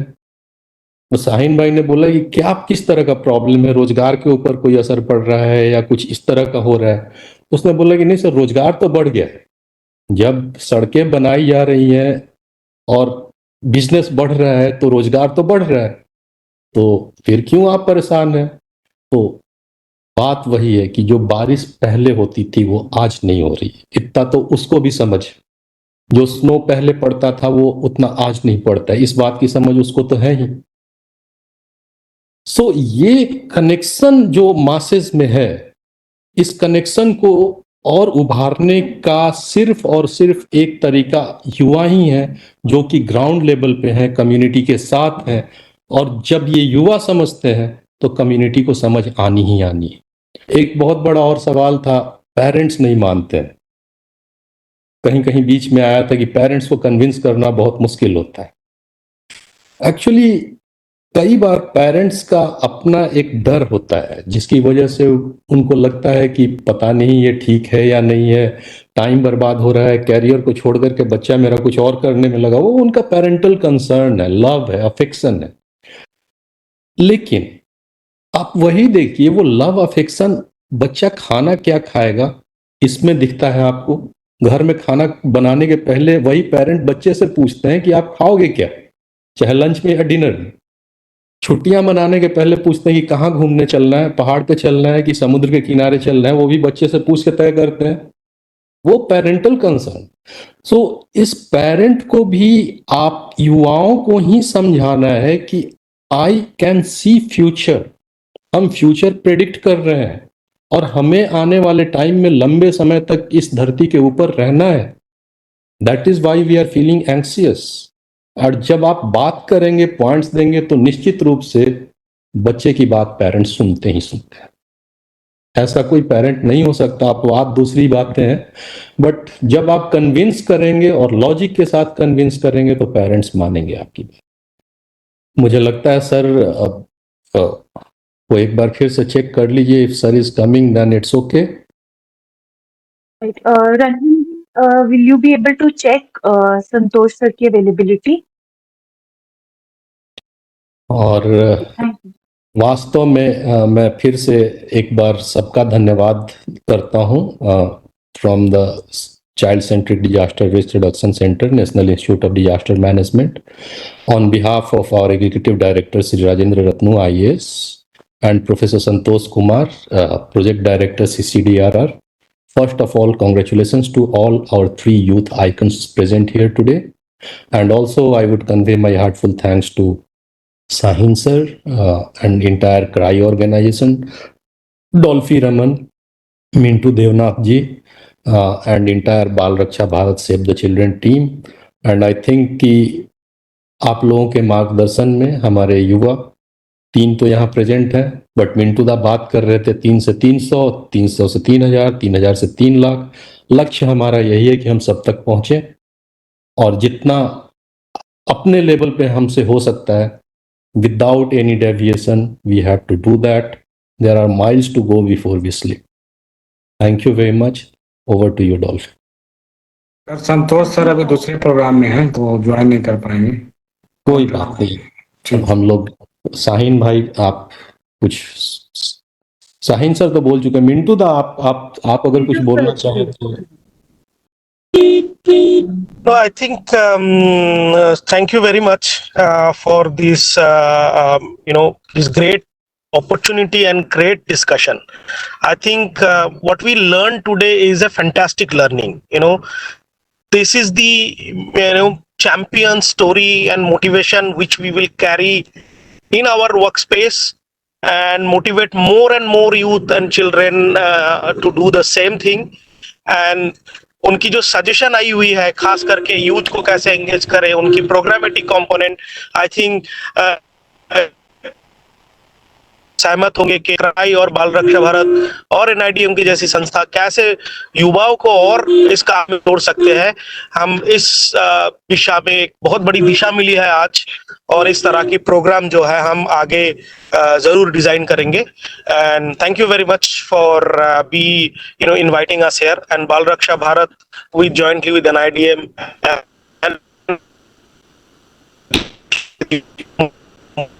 Thank you very much, Mintu. Thanks a lot.